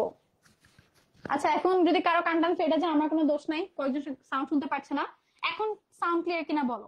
আচ্ছা দেখো, তোমার কোনটা কোষ প্রাচীর স্থিতিস্থাপক? কোলেন কাইমা। কোলেন কাইমার কোষ প্রাচীরটা খুবই স্থিতিস্থাপক, এই জন্য খুব কম ডিহাইড্রেটেড হয়, খুব টান টান করে ধরে রাখে আর কি, ঠিক আছে। আচ্ছা দেখো, মুখস্থ একটু বেশি। ওকে, নিচের কোনটার জন্য জিনোম সিকোয়েন্সিং সবচেয়ে দ্রুত ও নির্ভরযোগ্য পদ্ধতি? এই টাইপের কোশ্চেনগুলো একটু ডেন্টালি একটু পেঁচানো থাকে, কারণ তুমি দেখতেছো প্রত্যেকটা কাজের মধ্যে তোমার জিনোম সিকোয়েন্সিং ব্যবহার করা হয়। এর মধ্যে তোমাকে যে কোনো একটা চুজ করতে হবে।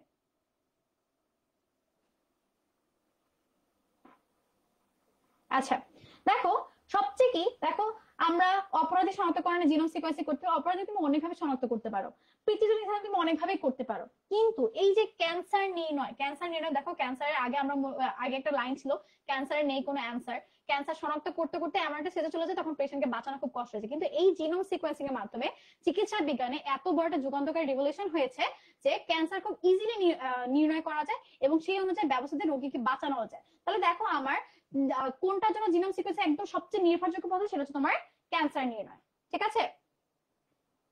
আমার এখানে কেন ইয়া হয়ে আছে, আটকে আছে। ওকে দেখো, এরপরে আমরা যাচ্ছি 27 নম্বরে। হাইড্রার কোন ধরনের চলনকে জোকা চলন বলে? আচ্ছা, এই হাইড্রা রুই মাছ আরেকটা পচা একটা চ্যাপ্টার। তো হাইড্রার মধ্যে তুমি যখন হাইড্রা পড়বা তখন হাইড্রার মধ্যে তোমাকে অবশ্যই যেটা পড়তে হবে, হাইড্রার প্রত্যেকটা চলন, কোন চলনকে কোনটা বলে, কোনটা দ্রুত গতি, কোনটা দ্রুত গতি, কোনটা হচ্ছে সাধারণ চলন, প্রত্যেকটা তোমার জন্য জানা খুব ইম্পর্টেন্ট, ঠিক আছে। যেরকম দেখো, এই যে তোমার জোকা চলন, যোগ চলন আমরা কোনটাকে বলি বলতো? লুপিং কে বলি, তাই না?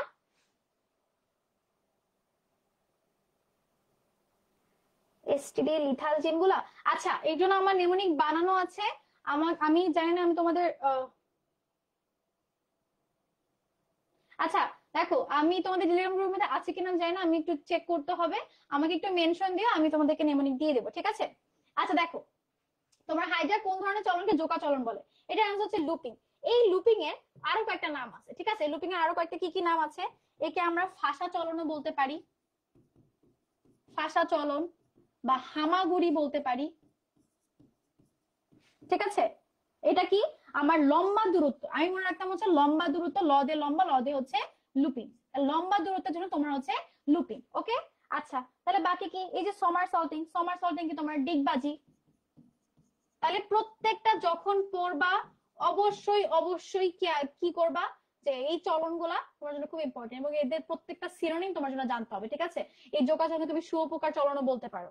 ওকে ওকে, দেখো এরপরে দেখো আমরা সামনে আগাই।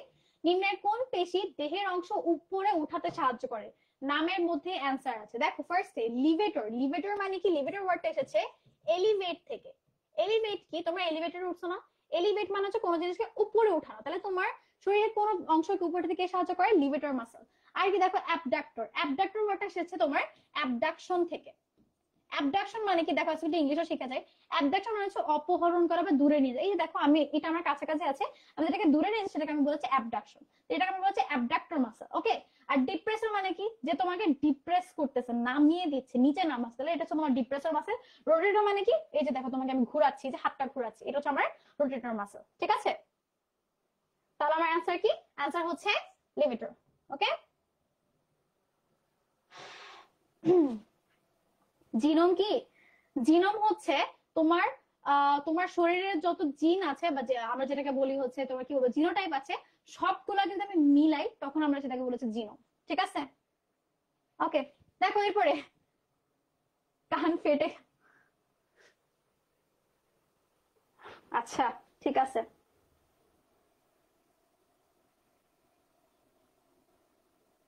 দেখো এরপরে মানুষের রেচন প্রক্রিয়ার ক্ষেত্রে কোনটা সঠিক? দেখো এগুলো এখন তোমরাই ভালো পারবা। রেচন প্রক্রিয়া মানে কি? রেচনের মেইন কাজ কি? কেন আমরা আল্লাহ আমাদেরকে আমাদের কিডনিটা কেন দিছে? কারণ হচ্ছে কি, তোমার শরীরের মধ্যে খুবই ক্ষতিকর অ্যামোনিয়া তৈরি হচ্ছিল। এই অ্যামোনিয়াটা তোমার শরীরে জমা হতে থাকে, তুমি একদম নির্ঘাত মারা যাবা, ঠিক আছে? এখন এই অ্যামোনিয়াটাকে আল্লাহ কি করলো, বা সিস্টেমটা কি করলো, তোমার যকৃতের মধ্যে অর্নিথিন চক্রের মাধ্যমে ইউরিয়া তৈরি করলো, ঠিক আছে? অ্যামোনিয়া ছিল তোমার হয়ে গেল, সরি, এমন হচ্ছে তোমার NH3, সেটাকে কনভার্ট করে অর্নিথিন চক্রের মধ্যে কি তৈরি হচ্ছে তোমার NH2CO NH2, মানে হচ্ছে তোমার ইউরিয়া তৈরি হচ্ছে। এই ইউরিয়াটাকে এটা নাইট্রোজেন ঘটিত বর্জ্যপদার্থ না, এই নাইট্রোজেন ঘটিত বর্জ্যপদার্থ শরীর থেকে বের করার জন্য হচ্ছে মেইনলি আমার রেচন প্রক্রিয়াটা কাজ করে। তাহলে তোমার রেচন প্রক্রিয়ার ক্ষেত্রে কোনটা প্রযোজ্য? নাইট্রোজেন ঘটিত বর্জ্য নিষ্কাশন করা, ঠিক আছে? গুড। এরপরে আসি আমরা আমাদের বায়োলজি সবচেয়ে লাস্ট কোয়েশ্চেন আজকে, ঘাসের জন্য উপকারী মৌল। 9 নাম্বার চ্যাপ্টারটা খুবই ইম্পর্টেন্ট, স্পেশালি এর এক্সাম্পল গুলা, এবং তোমার জন্য জানা লাগবে কি যখন তুমি মৌলগুলা পড়তেছো কোনটা আমাদের অত্যাবশ্যকীয় মৌল, কোনটা আমাদের মানে মোটামুটি থাকলেও চলে, এই প্রত্যেকটা মৌলের নাম, এবং কিছু থাকে না কয়েকটার জন্য স্পেশাল, যেরকম ধরো তোমার সামুদ্রিকের জন্য লাগবে তো সোডিয়াম, সামুদ্রিক উদ্ভিদের জন্য, আর এবং তোমার ধরো যে ঘাসের জন্য লাগতেছে হচ্ছে তোমার সিলিকন, এই প্রত্যেকটা খুব ইম্পর্টেন্ট। ওকে, এটা তোমরা মুখস্থই পারো যে তোমার হচ্ছে সিলিকন লাগবে ঘাসের জন্য। ওকে, আহ এটার জন্য মেবি একটা আলাদা টেলিগ্রাম গ্রুপ আছে, আমি সেখানে দিয়ে দিব। আচ্ছা আমরা দ্রুত আগাই, আমরা শেষ করতে পারবো না, অলরেডি 8টার কাছাকাছি চলে যাচ্ছে। দেখো আচ্ছা, এখন আসি আমরা যে ফার্স্টে কেমিস্ট্রির মধ্যে ঢুকলাম, আলোচনার মধ্যে আতঙ্ক আছে কিনা। দেখো আমরা আজকে একটু চেষ্টা করি যতটা ইজিলি শেষ করা যায় কিনা। ওকে, দেখো ফার্স্টে আমাদের কি প্রশ্ন? কি প্রশ্ন হচ্ছে যে এই দুইটার মধ্যে পার্থক্য করা যায়, এই দুইটা কি দেখো তো। এটা হচ্ছে আমার অ্যালডিহাইড, এটা হচ্ছে আমার অ্যালকোহল, ঠিক আছে? এখন অ্যালডিহাইড এবং অ্যালকোহলের মধ্যে পার্থক্য করার জন্য কোন বিকারক ব্যবহার করা হয়? ঠিক আছে, বলো কোনটা অ্যান্সার কি বলো। আচ্ছা আমি একটা জিনিস বলছি, অ্যালকোহল বলছি, কিটোন। অ্যালডিহাইড এবং কিটোন, ঠিক আছে? অ্যালডিহাইড এবং কিটোন, অ্যালডিহাইড এবং কিটোনের মধ্যে পার্থক্য করার জন্য আমরা কি ব্যবহার করি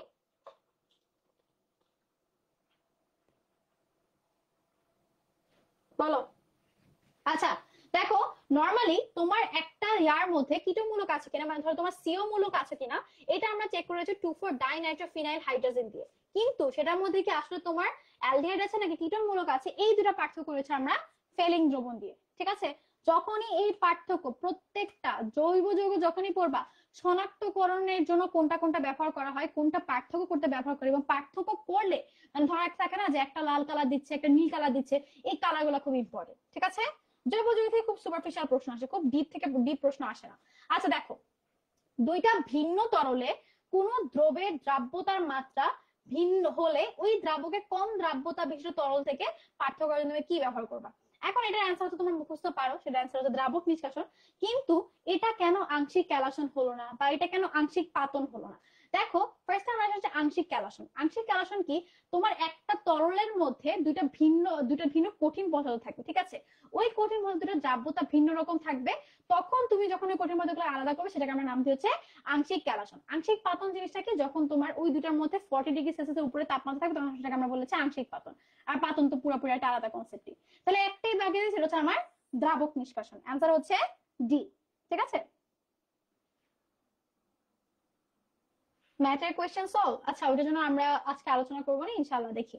ওকে দেখো, তোমার এনটিপি তে 1 লিটার গ্যাসের ভর যদি 1.43 গ্রাম হয় তাহলে ওই গ্যাসটা কোনটা? খুবই একটা ইজি ম্যাথ। দেখো এনটিপি মানে কি, তোমার এনটিপি তে গ্যাসের মোলার আয়তন কত বলো তো? এনটিপি তে গ্যাসের মোলার আয়তন কত? 20 না? এনটিপি তে গ্যাসের মোলার আয়তন 20 না? হ্যাঁ, এটা একটা অনুশীলনী প্রশ্ন, আমি যে অনুশীলনী মুখস্থই পারো। দেখো 1 লিটারে যদি হয় 1.43 গ্রাম, তাহলে 20 তে কত হবে? দেখো আমি এটাকে একটু তোমরা তো আবার পারো না, ছোটবেলার সব গুণ ভাগ ভুলে গেছে। দেখো 1.43 কে আমি কিভাবে লিখতে পারি, 143 লিখবো এবং দশমিকের জন্য মনে রাখো একটা 1 বসাবা। দশমিকের উপর কয়টা ডিজিট আছে? 2টা ডিজিট আছে, ঠিক আছে, এর জন্য বসালে কি 2টা শূন্য। ওকে, এবং সাথে আমার কি গুণ হচ্ছে এখানে 20। ঠিক আছে, কেউ বলতেছে কি কি যে বলছো তোমরা। 33 এর অ্যান্সার অক্সিজেন হবে, কে নাইট্রোজেন বলছে? ওদের মাইল লাগাবো, 1 মিনিট দাঁড়াও।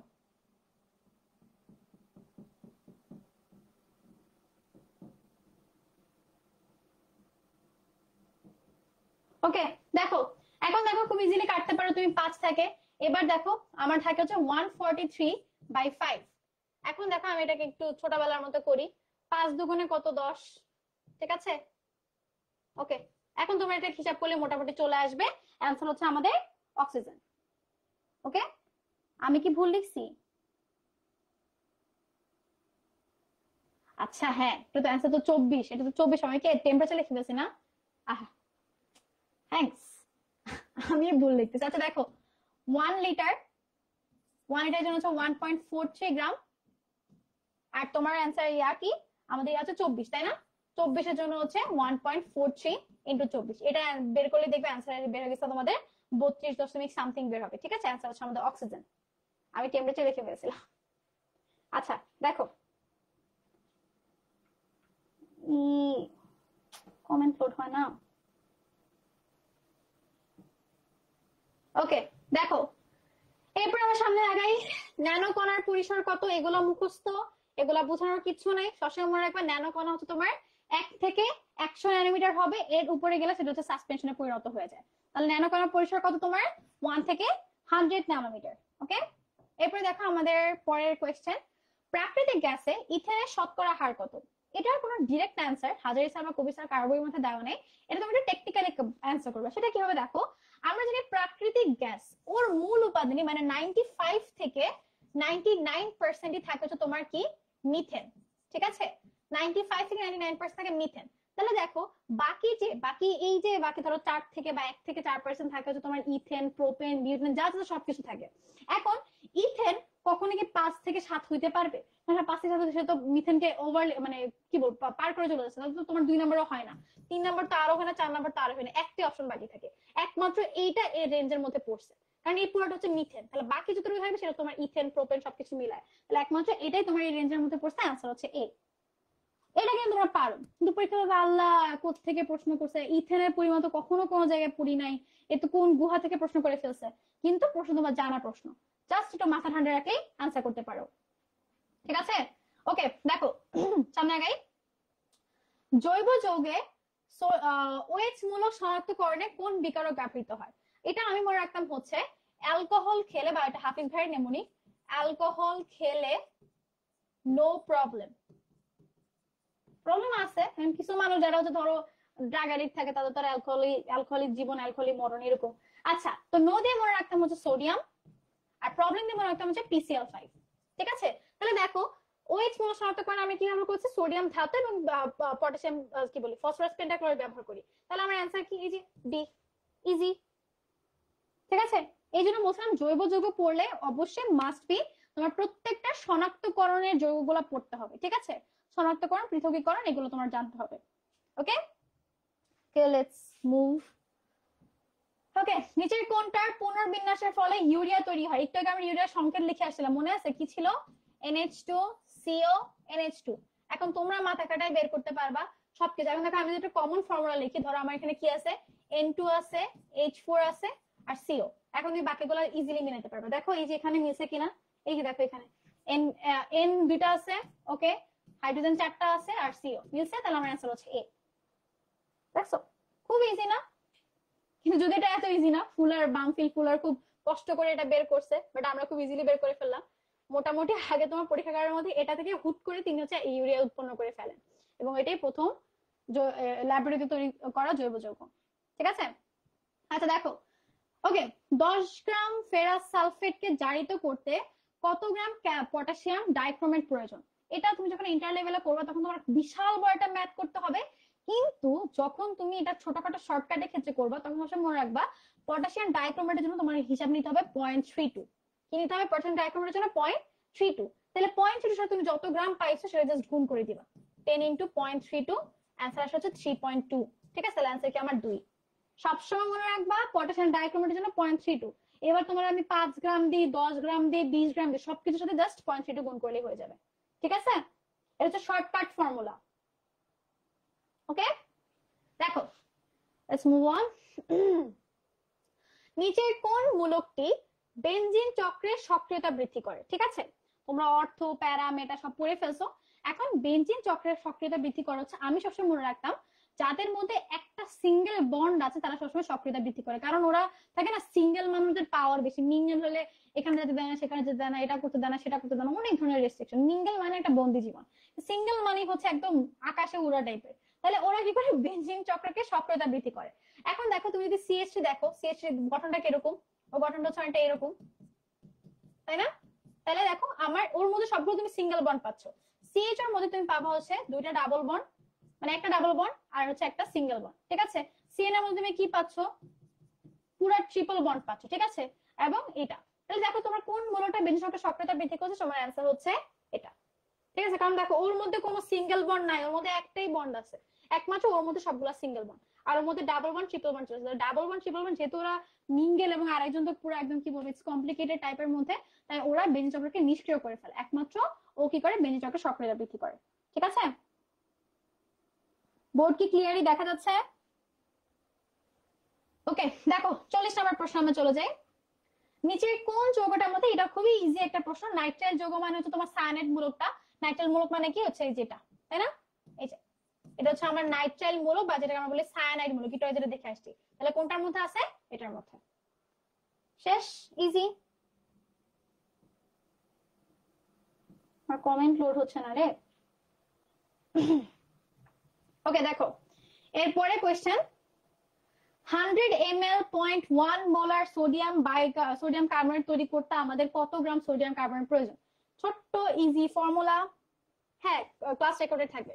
W is equal to MVS। M মানে কি?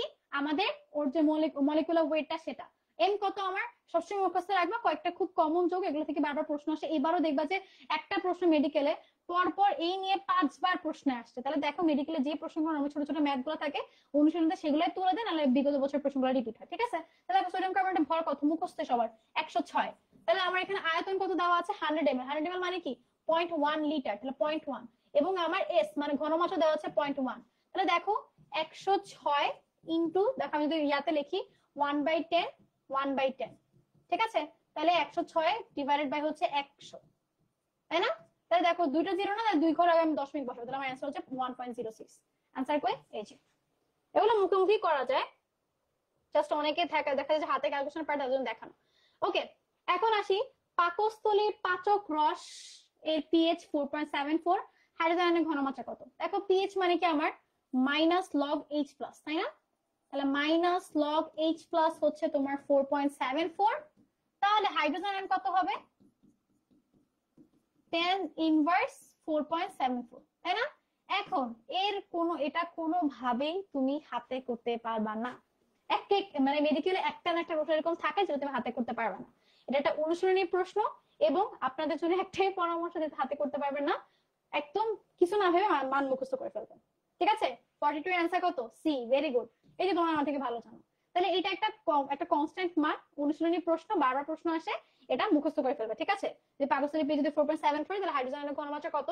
তোমার 0.4 তারপরে 18। না 39 এ ক্লোরিন হবে না, ক্লোরিন তো কোনো বন্ড তৈরি করে নাই। ক্লোরিন যদি ধরো এরকম থাকতো এরকম থাকতো Cl2 থাকতো, তাও তুমি বলতে পারতো যে ওটা হতে পারে, বাট এটা তো হয়নি, জাস্ট শুধুমাত্র ক্লোরিন আছে, এই জন্য ক্লোরিন হবে না। ওকে দেখো 43, এই যে আরেকটা প্রশ্ন যেটা হয়তো তুমি হাতে করতে পারবা, বাট প্রচুর টাইম কনজিউমিং, পরীক্ষা হলে টাইম পাবা না। এবং মজার বিষয় হচ্ছে এটা একটা অনুশীলনী প্রশ্ন, ঠিক আছে? এবং এটা আমাদের বাড়ি মেডিকেল ভর্তি পরীক্ষা 22-23 আসে, ঠিক আছে? এটা মেডিকেল ভর্তি পরীক্ষা 22-23 প্রশ্ন, যেটা বললাম যে ম্যাথ গুলো নরমালি এমন দেয় তুমি হাতে করতে পারবে, নাহলে এমন দেয় হয় অনুশীলনী থেকে ডিরেক্ট তুলে দিয়েছে, না হলে তোমার বিগত বছরের প্রশ্ন, ঠিক আছে? তাহলে এই যে এই প্রশ্নটা, এটা মেডিকেল ভর্তি পরীক্ষা 22-23 প্রশ্ন, এবং এটা একটা অনুশীলনীর প্রশ্ন। কিভাবে করবো দেখো, আমাদের কি বলেছে যে এই দুটা মিশ্র থেকে মোল ভগ্নাংশ। ফার্স্ট তোমার মোল কত? অক্সিজেনের মোল হচ্ছে তোমার 1.032 ডিভাইডেড বাই 16, কার্বন ডাইঅক্সাইডের জন্য হচ্ছে 0.573 ডিভাইডেড বাই 44, ঠিক আছে? এখন এই দুটাকে যোগ করে তুমি একটা মোল সংখ্যা পাবা, সেটাকে এটা দ্বারা ডিভাইড করতে দেখো অনেক বড় একটা ম্যাথ, তুমি পরীক্ষাতে টাইম পাবা না করতে, ঠিক আছে? এই জন্য কিছু কিছু অনুসারে ম্যাথ যদি আমাদের বলা উচিত, বাট ম্যাথ মুখস্থ করতে হবে। এটার অ্যান্সার হচ্ছে 0.287, এবং আমিও ম্যাথ মুখস্থই করে গেছিলাম, এবং আল্লাহর রহমতে পরীক্ষা হলে পেরে গিয়েছিলাম, ঠিক আছে?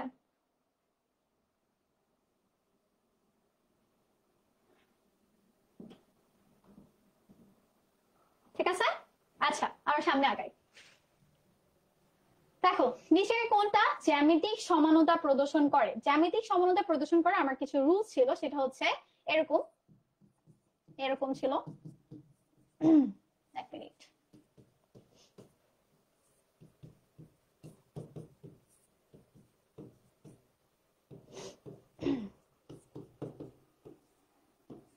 ঠিক আছে? তাহলে দেখো জ্যামিতিক সমানতার আমার এই তিনটা নিয়ম ছিল, যে যৌগগুলো এই তিনটা নিয়মকে ফলো করবে তাদেরকে আমরা বলবো তার জ্যামিতিক সমানতা দেখাচ্ছে। তাহলে দেখো আমার ডিন আমার যৌগটার মধ্যে ও ডাবল বন্ডের দুই পাশে জিনিস সেম, এই পাশেটা ক্লোরিন, এই পাশেটা হাইড্রোজেন, এই পাশেটা হাইড্রোজেন, এই পাশেটা ক্লোরিন। তাহলে দেখো আমার এই সূত্রটা ফলো করতেছে না, তাহলে আমার ডি নাম্বার হচ্ছে ও কি করবে?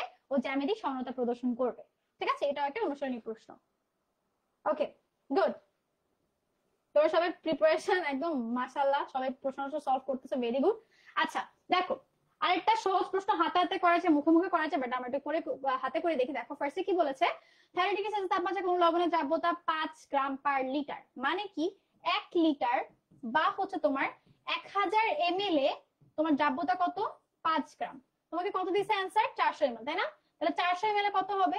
দেখো আমরা করি 5/1000 ইনটু তো তোমার 400, তাই না? তাহলে 0 0 কাটলাম, 0 0 কাটলাম, ঠিক আছে? তাহলে 4 5 কত? 20, 20/10 কত হয়? 2 গ্রাম। শেষ। তাহলে অ্যান্সার হচ্ছে আমার ডি, ঠিক আছে? অ্যান্সার কি? ডি।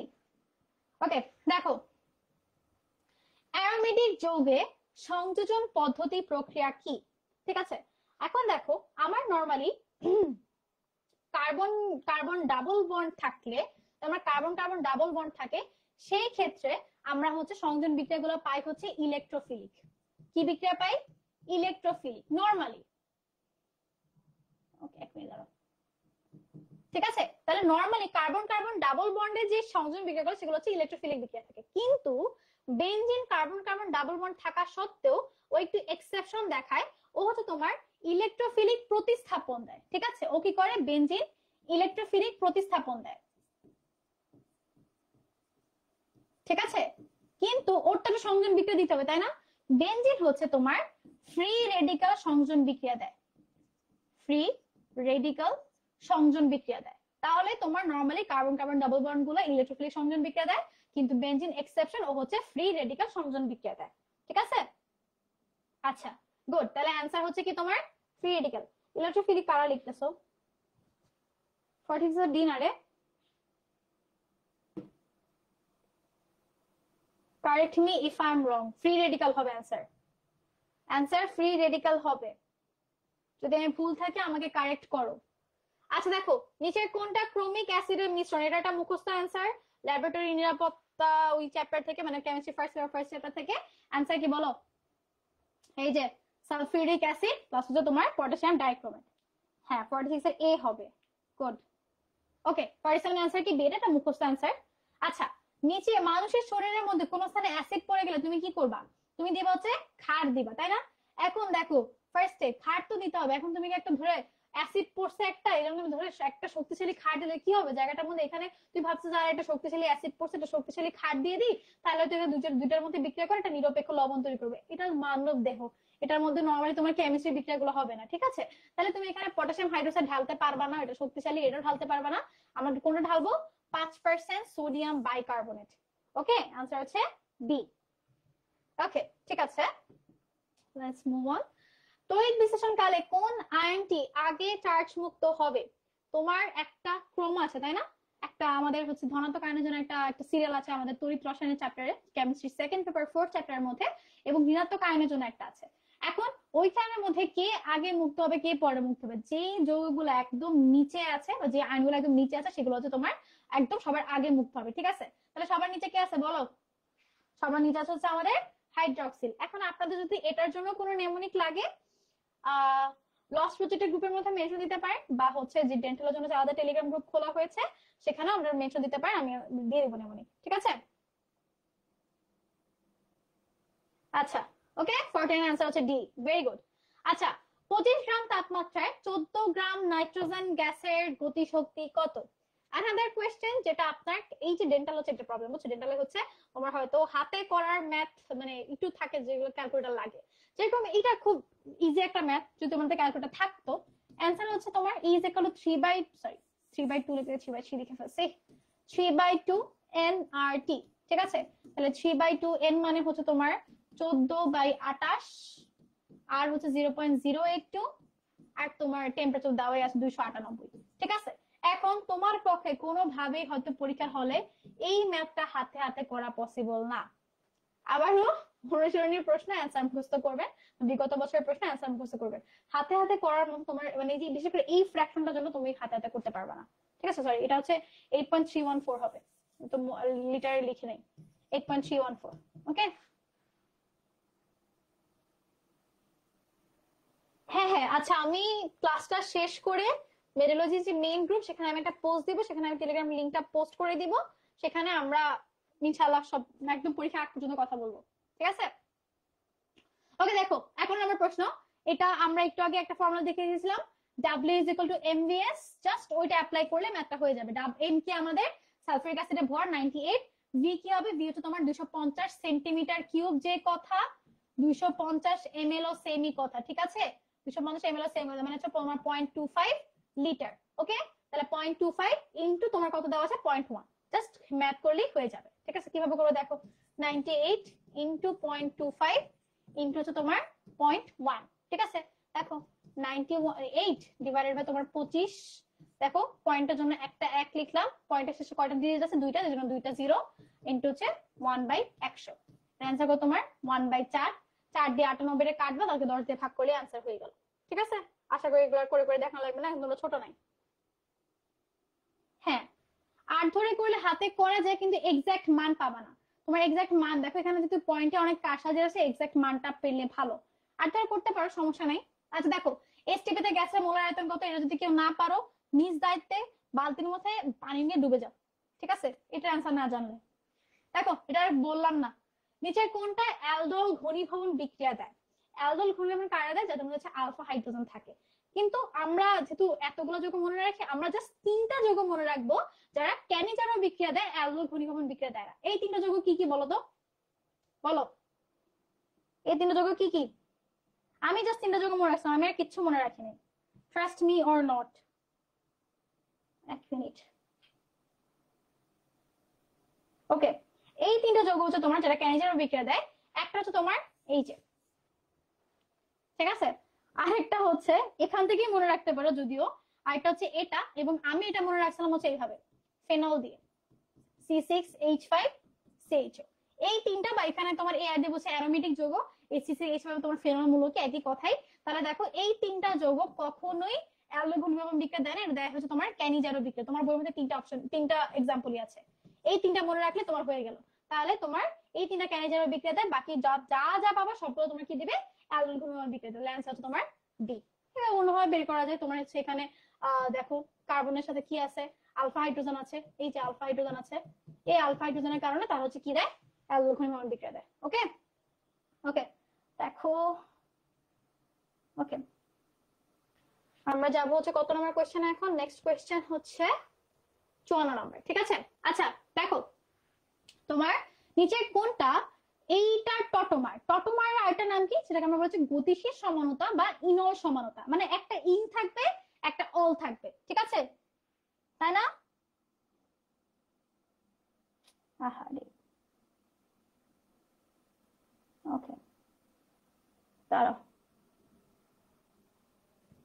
আচ্ছা এটাকে আমরা কি বলি, ইনল সমানতা, তাই না? এখন ইনলটা আমরা কোত্থেকে বানাবো বলো? আমার ইনল মানে কি, একটা ডাবল বন্ড থাকবে, একটা হচ্ছে ওএইচ থাকবে, তাই না? হ্যাঁ 54 বি, ভেরি গুড, তোমরা তো বস বস বুঝছো। আচ্ছা ইনলটা বানাবো হচ্ছে মেইনলি, আমাদের এখানে যে কিটোন মূলকটা আছে, ধরো আমরা যদি এভাবে লিখি CH3, ওর কিটোন মূলকটাকে আমরা একটু উপরে উঠাবো, ঠিক আছে, আর ওরটাকে একটু ভাঙবো। কি করবো, ওটাকে একটু ভাঙলাম, ধরো ভাঙবো না, আসলে বড় করে লিখবো। এখন বড় করে লিখার পরে আমরা করব কি, ওর ডাবল বন্ডটা এখানে শিফট করাই দিব, ওর ওএইচটাকে এই পাশে নিয়ে আসবো। তাহলে দেখো আমার জিনিসটা হচ্ছে অনেকটা এরকম দেখতে হয়ে যাবে, এরকম, ঠিক আছে, OH আর এই পাশে ডাবল বন্ড দিলে তোমার হচ্ছে CH2। ওকে, আমরা কিন্তু এই পাশ থেকে নিব না হাইড্রোজেন, আমরা নিব হচ্ছে ওই পাশ থেকে হাইড্রোজেন, ঠিক আছে? তাহলে দেখো এটাকে আমরা এইভাবে করে লিখছি CH3COH আর হচ্ছে তোমার CH2, ঠিক আছে? আচ্ছা, যে 223 জন এখনো ডেডিকেশন নিয়ে দেখতেছো, হ্যাটস অফ টু ইউ। আচ্ছা দেখো আরেকটা মুখস্থ জিনিস, তামার প্রমাণ বিজারণ বিভব কত? অ্যান্সার মুখস্থ 0.3 প্লাস 0.34 ভোল্ট, ঠিক আছে? আমাদের প্রশ্নের মধ্যে ইয়াটা জিঙ্কেটাও আসতে পারে, দেখো জিঙ্ক দিয়ে প্রশ্ন আসতে পারে, অ্যান্সার হচ্ছে আমার সি। জিঙ্কের অ্যান্সার কত হবে বলো? জিঙ্কের অ্যান্সার হবে হচ্ছে প্লাস 0.76 ভোল্ট, যদি আমি জিঙ্ক দিয়ে প্রশ্ন করতাম। ওকে, আচ্ছা এরপরে দেখো আমাদের হাইড্রোজেন পরমাণুতে প্রথম ও দ্বিতীয় উত্তেজিত স্তরের অনুপাত কত, শক্তির অনুপাত কত? 56 নাম্বার কোশ্চেন, তাই না? ওকে দেখো, ফার্স্টে আমরা জানি, আমরা একটা শর্টকাট ফর্মুলা আছে, সেটা হচ্ছে En is equal to E1 by n square, তাই না? এখন দেখো আমার তো প্রথমে দেওয়া আছে, প্রথমটা কি আমার E1, তাহলে আমার এরপরটা কি হবে E2, তাই না? E2 হচ্ছে E1 বাই তোমার হচ্ছে 2 স্কয়ার, বা আমরা বলি হচ্ছে E1 বাই 4, ঠিক আছে? তাহলে দেখো আমি যদি কি করি বলো, E1 বাই E2 করি, তাহলে আমার ওপাশে চলে যায় কত 4, বা আমরা লিখতে পারি E1 by E2 is equal to 4 by 1, বা যেটা আমরা বলতে হচ্ছে 4:1, ঠিক আছে? তাহলে অ্যান্সার কি আমার, অ্যান্সার হচ্ছে ডি, অ্যান্সার হচ্ছে ডি, ঠিক আছে? 56 অ্যান্সার ডি। 56 সি কে বলতেছে, 56 অ্যান্সার ডি, 56 অ্যান্সার ডি। তোমাদের অনুশীলন ভাবে ভুল থাকতে পারে, বাট 56 অ্যান্সার ডি হবে। অনুশীলনে কি আছে রে? আচ্ছা আরেকটা মুখস্থ জিনিস, তোমরা ভালো, তোমরা আমার থেকে ভালো জানি ফর্মুলা, এখন ইসলাম আর ফিজিক্যাল ডেরিভেটিভ হবে। ওকে দেখো 4:1 হবে, কি ভুল হয়েছে বলো? আরহাম বলো কি ভুল হয়েছে, একটু রেকটিফাই করে দাও যদি কোনো ভুল থাকে, কারণ আমার জানা মতে ডি হওয়ার কথা, আমার বইয়ের মধ্যে লেখা আছে অনুশীলনীতে ভুল, এবং আমি পাশে কারেকশন লিখে রেখেছিলাম। আচ্ছা যদি ভুল থাকে আমাকে একটু করে তোমরা কমেন্টের মধ্যে করে দিতে পারো, সমস্যা নেই, আমরা ঠিক করলাম। আচ্ছা দেখো নিচের কোনটা যান্ত্রিক তরঙ্গ নির্দেশ করে? যান্ত্রিক তরঙ্গ মানে কি, যেই তরঙ্গ সঞ্চারণের জন্য একটা মাধ্যম প্রয়োজন। তাহলে দেখো আমার এক্স রে সঞ্চারণে তোমার কোনো মাধ্যম লাগতেছে না, তাই না? তুমি একটা এক্সরে করে তোমার কোনো মাধ্যম লাগতেছে না। তারপর তোমার বেতা তরঙ্গ, তার জন্য কোনো মাধ্যম লাগছে না, একমাত্র তোমার শব্দ তরঙ্গ, সেটা প্রবাহিত হওয়ার জন্য মাধ্যম লাগে। তুমি যদি একটা মাধ্যম ছাড়া কোনো একটা শূন্য, একটা বায়ুশূন্য জায়গার মধ্যে তুমি একটা শব্দকে ট্রান্সফার করছো, তুমি কোনো সাউন্ড পাচ্ছ না। সাউন্ড প্রবাহিত হওয়ার জন্য তোমার একটা মাধ্যম লাগে। তাহলে অ্যান্সার হচ্ছে কি আমার এ। ঠিক আছে,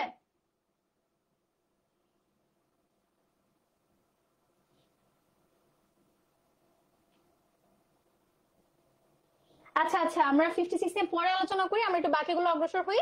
এটা 56 এ আমরা একদম বিস্তর আলোচনা করবো আমাদের টেলিগ্রাম গ্রুপের মধ্যে। ঠিক আছে, আমি ক্লাস শেষ করে বাসায় যাই, তোমাদের সব কোশ্চেন অ্যান্সার দিব। ঠিক আছে, সেটা আমি ভুল করে থাকি তোমরা আমাকে ঠিক করে দিও। সাব্বাস, টিচারের ভুল ধরা অনেক বড় একটা ট্যালেন্ট। আচ্ছা দেখো, নিচে সবচেয়ে কম ভেদন যোগ্যতা সম্পন্ন রশ্মি কোনটা? অ্যান্সার হচ্ছে আমাদের আলফা রশ্মি। সবচেয়ে বেশি হচ্ছে গামার, তারপরে হচ্ছে বিটার, তারপরে হচ্ছে আলফার। ঠিক আছে, তারপরে কার? আলফা। তাহলে সবচেয়ে কম ভেদন যোগ্যতা সম্পন্ন রশ্মি হচ্ছে তোমার আলফা রশ্মি।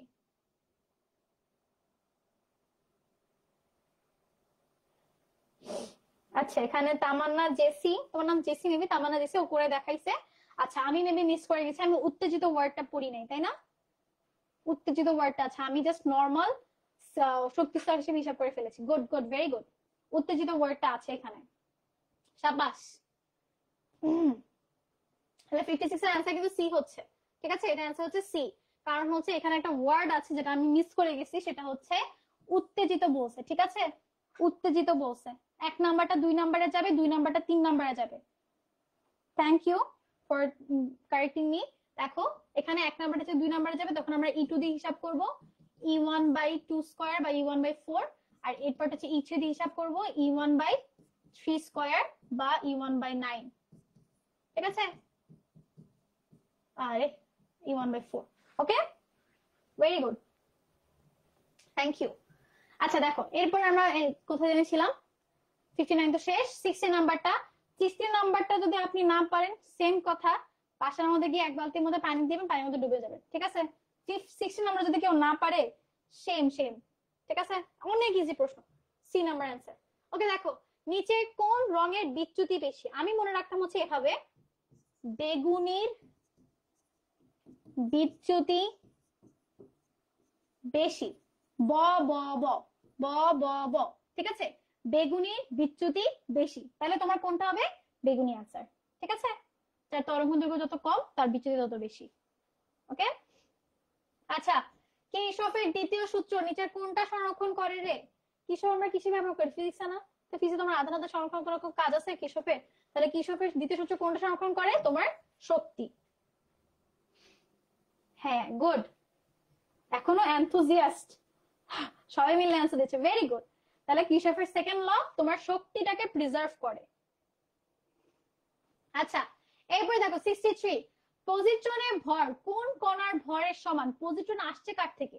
পজিট্রনকে আমরা বলি হচ্ছে ইলেকট্রনের প্রতি কণা, তাই না? ইলেকট্রনের প্রতি কণা বলি আমরা পজিট্রনকে। তাহলে দেখো, ইলেকট্রনের ভরের সমানই হবে আমার পজিট্রনের ভর, যেহেতু ওর নামই হচ্ছে, ও হচ্ছে ইলেকট্রনের প্রতি কণা, তাহলে ওর ভর কার সমান হবে? ইলেকট্রনের সমান হবে। তোমরা স্লেট নাকি আমি দ্রুত আগাচ্ছি? 63 বি, গুড। এরপরে দেখো 64, অপটিক্যাল ফাইবার কোন পদ্ধতিতে কাজ করে? আপনারা আইসিটি পড়ে আসছেন, এই অ্যান্সার যদি না জানেন, অপটিক্যাল ফাইবার মধ্যে দুটো অংশ থাকে। ঠিক আছে, একটা হচ্ছে তার কোর, একটা হচ্ছে তার ক্লাইডিং। ঠিক আছে, ক্লাইডিং অংশ থাকে। ওকে, এই দুইটার মধ্যে এখানে হচ্ছে কি হয়? পূর্ণ অভ্যন্তরীণ প্রতিফলন হয়। এভাবে করে পূর্ণ অভ্যন্তরীণ প্রতিফলনের মাধ্যমে সে সিগন্যালটাকে ট্রান্সমিট করে। তাহলে এখানে কি হয়? আমার আলোর পূর্ণ অভ্যন্তরীণ প্রতিফলন হয়। গুড, 64 এর এ। এরপর আমরা যাই হচ্ছে 65 নাম্বার কোয়েশ্চেনে, নরম লোহা তৈরি করতে কোনটা, মানে কোনটাতে বেশি উপযোগী বলো? 65 কত বলো?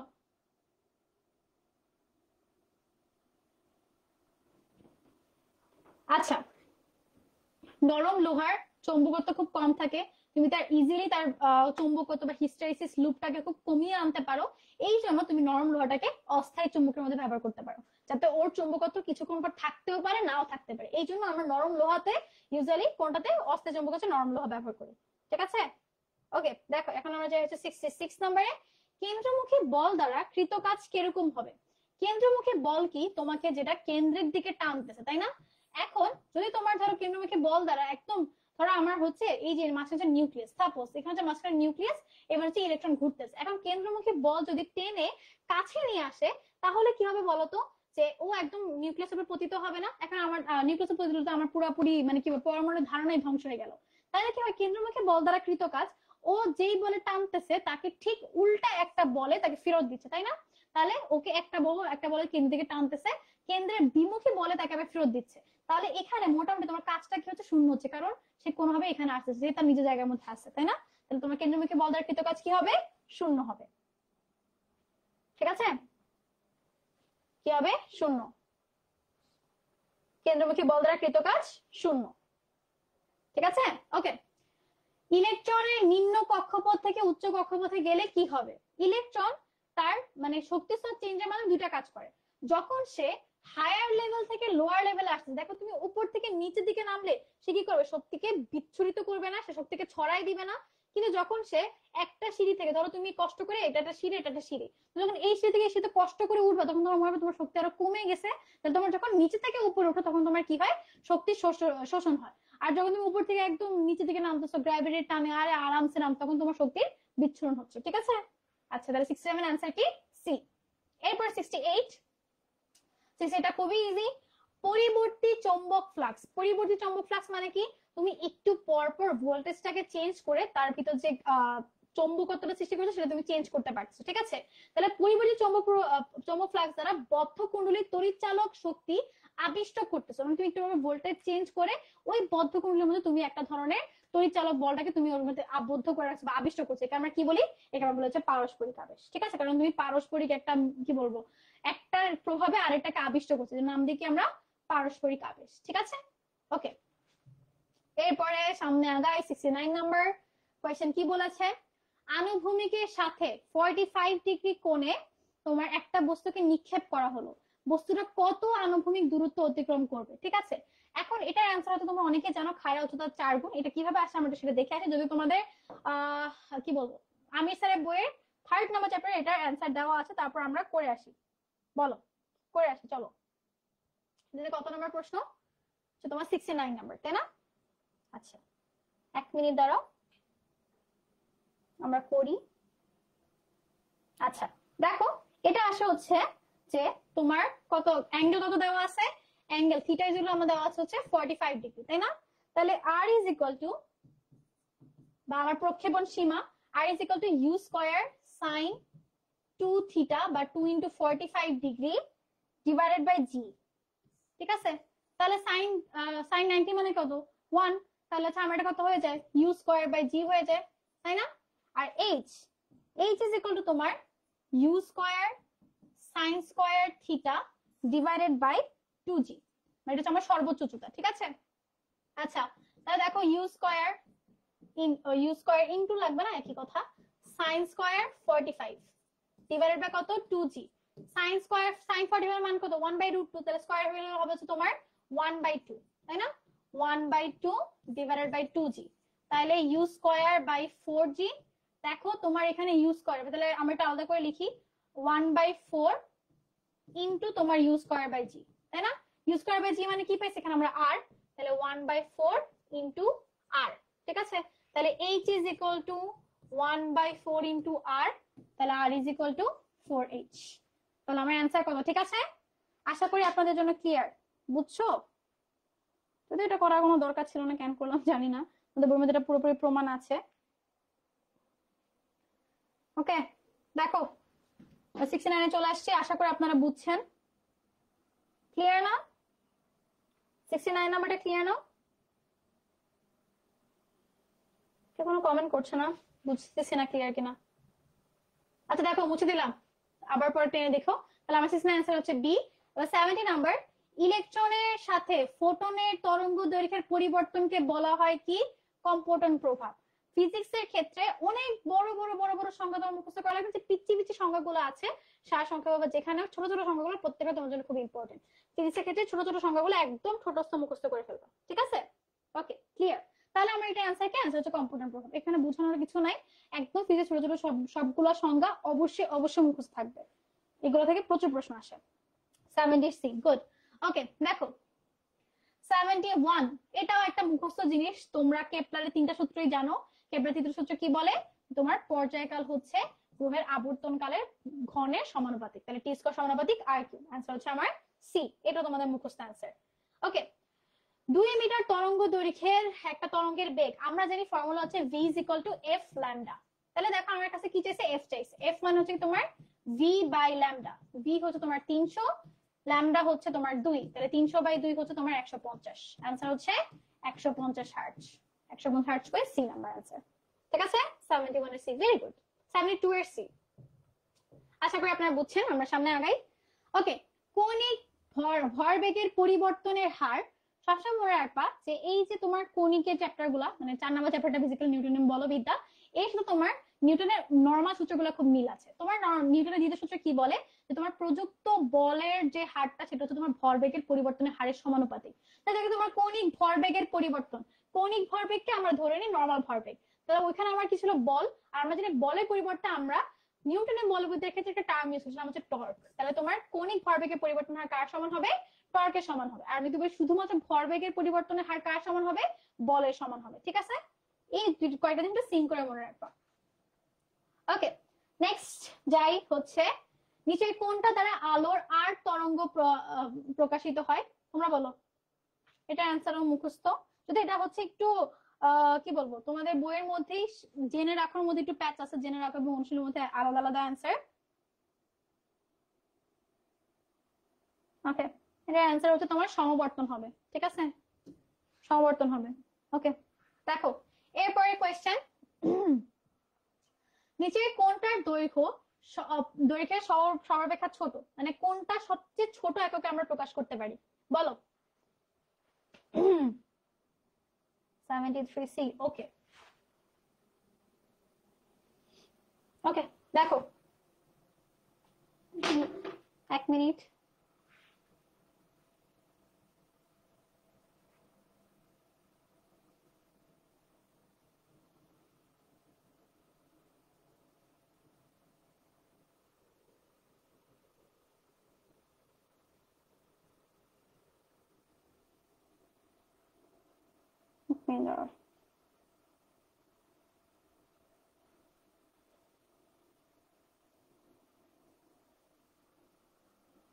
ওকে, ঠিক আছে, একটু ইয়ে হয়েছে, কমেন্ট লোড হচ্ছে না আমার একদমই।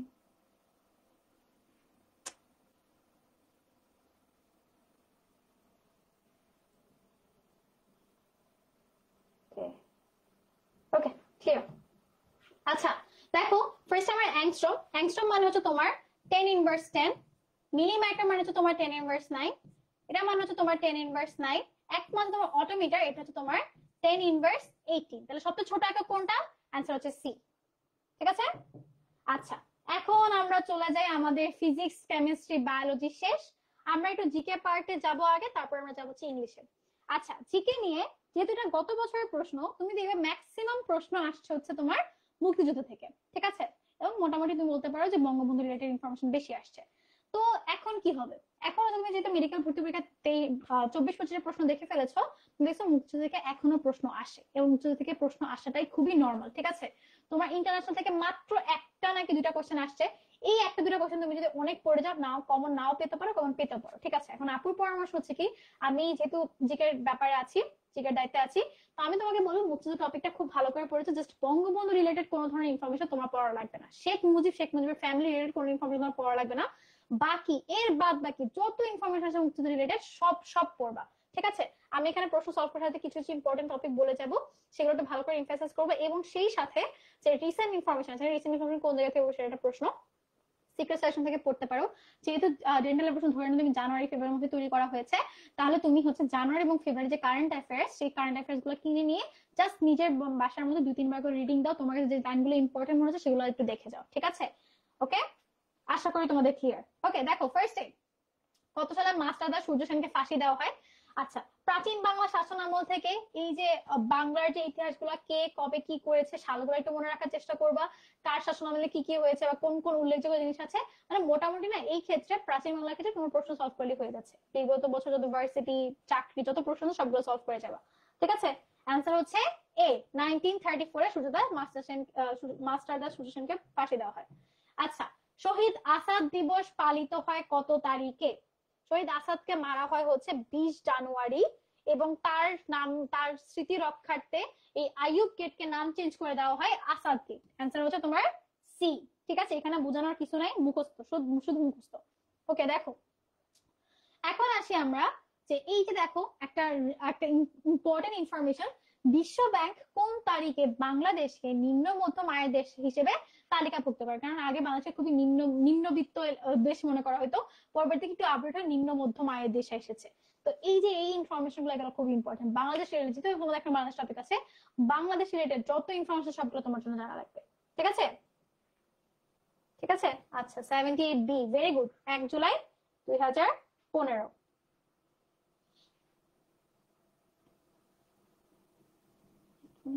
ওকে, এরপরে দেখো আমার সামনে আগাই, দ্রুত দ্রুত দেখো। এরপরে আসি, বাংলাদেশের কোন উপজাতির সংখ্যা সবচেয়ে বেশি? সবচেয়ে বেশি হচ্ছে চাকমা। চাকমা হচ্ছে কি ফার্স্ট পজিশন, সেকেন্ড হচ্ছে তোমার মারমা।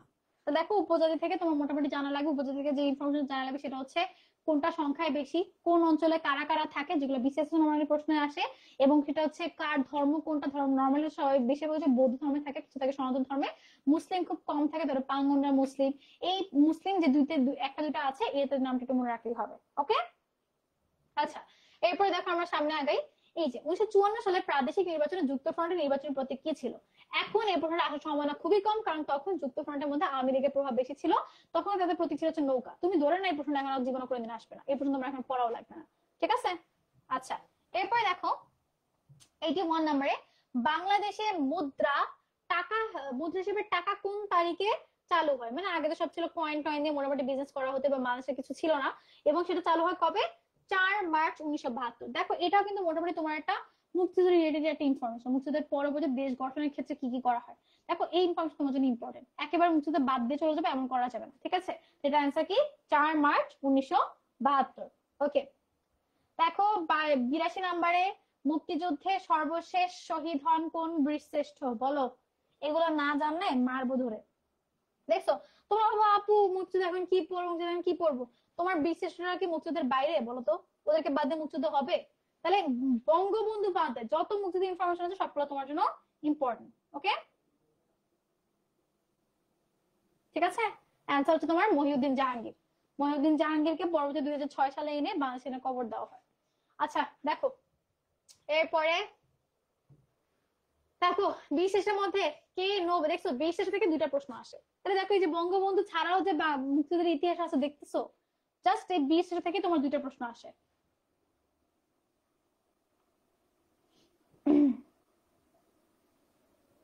ওকে, অ্যান্সার হচ্ছে তোমার মোহাম্মদ রুহুল আমিন। 10 নম্বর সেক্টরের আন্ডারে, নৌবাহিনীর আন্ডারে ছিল। ঠিক আছে, এরপরে দেখো 84 নম্বর ইনফরমেশনটা এখন তুমি বুঝতেছো, এটা তোমার জন্য এখন ইম্পর্টেন্ট না 84 নম্বর কোশ্চেনটা। আচ্ছা, 85 নিয়ে একটু কথা বলবো। এই যে 85 দেখতেছো, যে বাংলাদেশের প্রথম কোন আন্তর্জাতিক সংস্থা সদস্যপদ লাভ করে, এটার অ্যান্সার হচ্ছে তোমার কমনওয়েলথ। কিন্তু এটা কেন আমি তোমাকে ইম্পর্টেন্ট বলছি, কারণ এইবারও একটা প্রশ্ন আসে যে মেবি কোন একটা কোন দেশ হিসেবে কাকে প্রথম স্বীকৃতি দেয়। তাহলে দেখবা তুমি যদি জিকেলজি বই থাকে তোমার সাথে, যে কোনো বই থাকে, দেখবে বাংলাদেশ স্বীকৃতি প্রদানকারী দেশ বা বাংলাদেশ সদস্যপদ লাভ করে, একটা মোটামুটি একটা ছক আছে। এই ছকটা খুব খুব ইম্পর্টেন্ট। প্রত্যেক বছর দেখা যায় একটা একটা কমন কোয়েশ্চেন হিসেবে এই একটা প্রশ্ন আছে যে কোন সদস্য কার সদস্যপদ কবে লাভ করে, কারটা আগে লাভ করে, কে প্রথম স্বীকৃতি দেয়। মানে ধরো পূর্ব জার্মানি, ধরো হচ্ছে মুসলিম দেশের মধ্যে কোনটা সর্বপ্রথম স্বীকৃতি দিচ্ছে, কে প্রথম স্বীকৃতি দিচ্ছে, অমুসলিম দেশের মধ্যে কে স্বীকৃতি দিচ্ছে। এই কোয়েশ্চেন গুলো একদম বারবার রিপিটেড কোয়েশ্চেন। ঠিক আছে, একটা চার্ট আছে, তোমরা যদি আমি এই দরকার টেলিগ্রাম গ্রুপে তোমাদেরকে শেয়ার করে দিব, ওই চার্টটা খুব খুব ইম্পর্টেন্ট, না পড়ে পরীক্ষা হলে যাবে না। ঠিক আছে, জিকের ক্ষেত্রে চার্টটা খুব ইম্পর্টেন্ট। ওকে, দেখো এখন আসে আমরা 86 নাম্বারে। কি বলেছে? the number of auxiliary verbs in English। তুমি যদি এবার ইংলিশের মেডিকেল ইংলিশের প্রশ্নটা দেখো, দেখবে যে মেডিকেল নরমালি আমরা যে গত টপিকগুলো বলি, সিনোনিম, অ্যান্টোনিম, বা ধরো বিভিন্ন যে টপিকগুলো, এই টপিকগুলো থেকে মেডিকেলে খুবই কম প্রশ্ন আসছে। ঠিক আছে, খুবই কম প্রশ্ন। মেডিকেলে ইংলিশের প্যাটার্নটা একটু চেঞ্জ করা হয়েছে। এই জন্য কেন জানি যারা বলছে এক্সাম খারাপ হচ্ছে, সবার খারাপ হচ্ছে ইংলিশের কারণে, কারণ ইংলিশে এই প্যাটার্নের সাথে তারা পরিচিত না। তো ইংলিশটা এখন জাস্ট লাস্ট মোমেন্টে কোনো কিছু গিলাগিলি না করে জাস্ট প্রশ্ন সলভ করো। যত জব প্রশ্ন আছে, যত প্রশ্ন সবগুলো বসে সলভ করো, দেখবে প্রশ্নগুলোর মধ্যে কমন পড়ে গেছে। ঠিক আছে, এবং পরীক্ষার তো মাথা ঠান্ডা রাখলে বেসিক সেন্স দিয়ে অ্যান্সার করা যায়। জাস্ট হাইপার হওয়া যাবে না। প্রশ্ন কমন নাই পড়তে পারে, প্রশ্ন তোমার ক্ষেত্রে কমন না পড়লে আরো 10 স্টুডেন্টের ক্ষেত্রে কমন পড়ে নেই, জাস্ট মাথাটা ঠান্ডা রেখে অ্যান্সার করে আসবা। ওকে,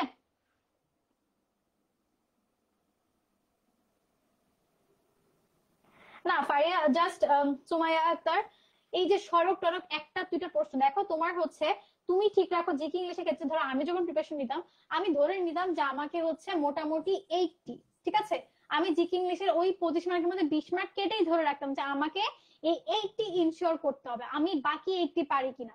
জিকে ইংলিশ মানে দেখা যেত মেডিকেলে আগে কেমিস্ট্রি এবং ইংলিশটা কঠিন করে, কেমিস্ট্রি এবং জিকেটা বা ইংলিশটা কঠিন করা হতো, এই দুটোর মধ্যে সবাই মারা খেত, বাকি মার্কগুলো তুমি সেফ রাখবা। তুমি ঠিক রাখো তুমি আমার 80 মার্ক সেফ থাকবে, বাকি মার্ক গুলা হইলে হবে না হলে না। কিন্তু এই এই যে বাকি ধরো তোমাকে ধরো ধরলাম 15 মার্কই পারবা না, এই 15 মার্কের টেনশনে বাকি পথ সে ডুবা না, ঠিক আছে, এটা হচ্ছে আমার কথা। একটা দুটো প্রশ্ন এরকম থাকবে। ওকে দেখো, the number of auxiliary verbs in English কয়টা আছে? 12টা আছে। am, is, are, was, were, have, has, had, and phasor পর দেখবা 12টা আছে, ঠিক আছে। ওকে দেখো 27 নম্বর question, which of the following words is in singular form? কোনটা সিঙ্গুলার ফর্মে আছে বলো তো, কোনটা সিঙ্গুলার ফর্মে আছে, দেখি তোমরা পারো কিনা।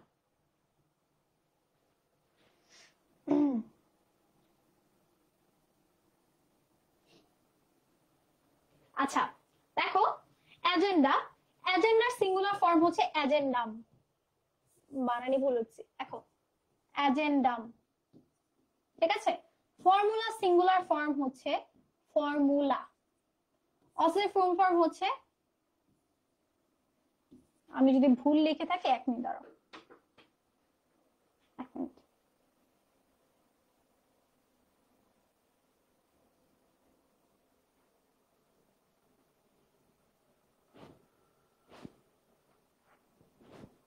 মিনিট,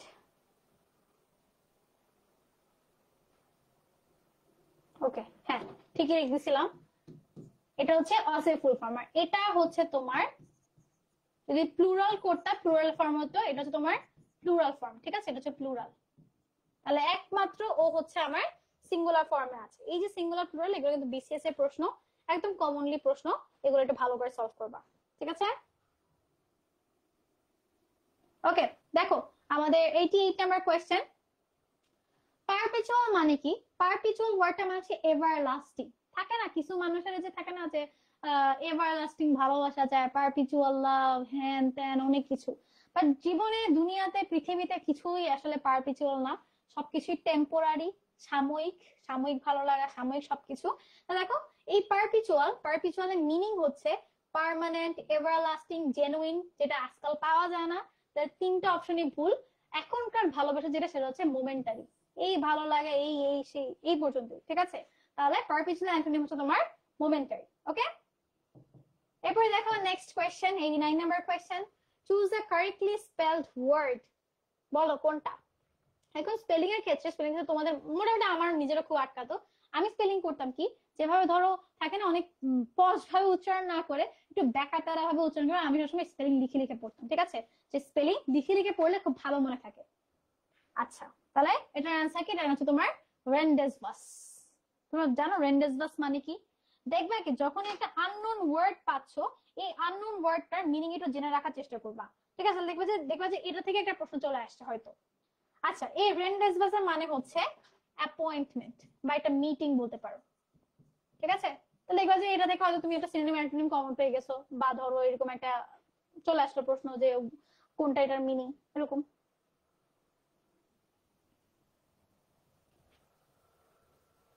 রেন্ডেসবাস রে আমি না, অ্যান্সার হচ্ছে এ। আচ্ছা দেখো, the meaning of to play fair, থাকে না একটা ফেয়ার গেম খেলেছে, কোনো ধরনের চিটিং নেই, কেউ কোনো ধরনের দুর্নীতিবাজি করে নেই, একটা ফেয়ার ইলেকশন, ফেয়ার গেম, সবকিছু এরকম না ফেয়ার গেম, তাহলে কি যে to avoid cheating, fair election, fair game, কোনো ধরনের যদি লুডো টুডি খেলাম হবে না, এটা ফেয়ার গেম হবে, কোনো ধরনের চিটিং হবে না, তাহলে টু অ্যাভয়েড চিটিং হচ্ছে তোমার টু প্লে ফেয়ার। ওকে, এরপরে কোয়েশ্চেন 91 নাম্বার কোয়েশ্চেন আমাদের, which plural word can be used as a singular? দেখো ফার্স্টে আমরা যেটা আছে হচ্ছে ইথিক্স, ইথিক্স মানে তোমার মূল্যবোধ, ইথিক্স লাস্টে এস আছে, কিন্তু তোমার কি আমরা বলি যে একটা ইথিক দুইটা ইথিক আমরা একসাথে বলি ইথিক্স, ঠিক আছে, কিন্তু দেখো বাকিগুলো বুকস, বুক, বুকস একটা বই অনেকগুলো বই। ইউনিভার্সিটিস ইউনিভার্সিটিস একটা ইউনিভার্সিটি অনেকগুলো ইউনিভার্সিটি।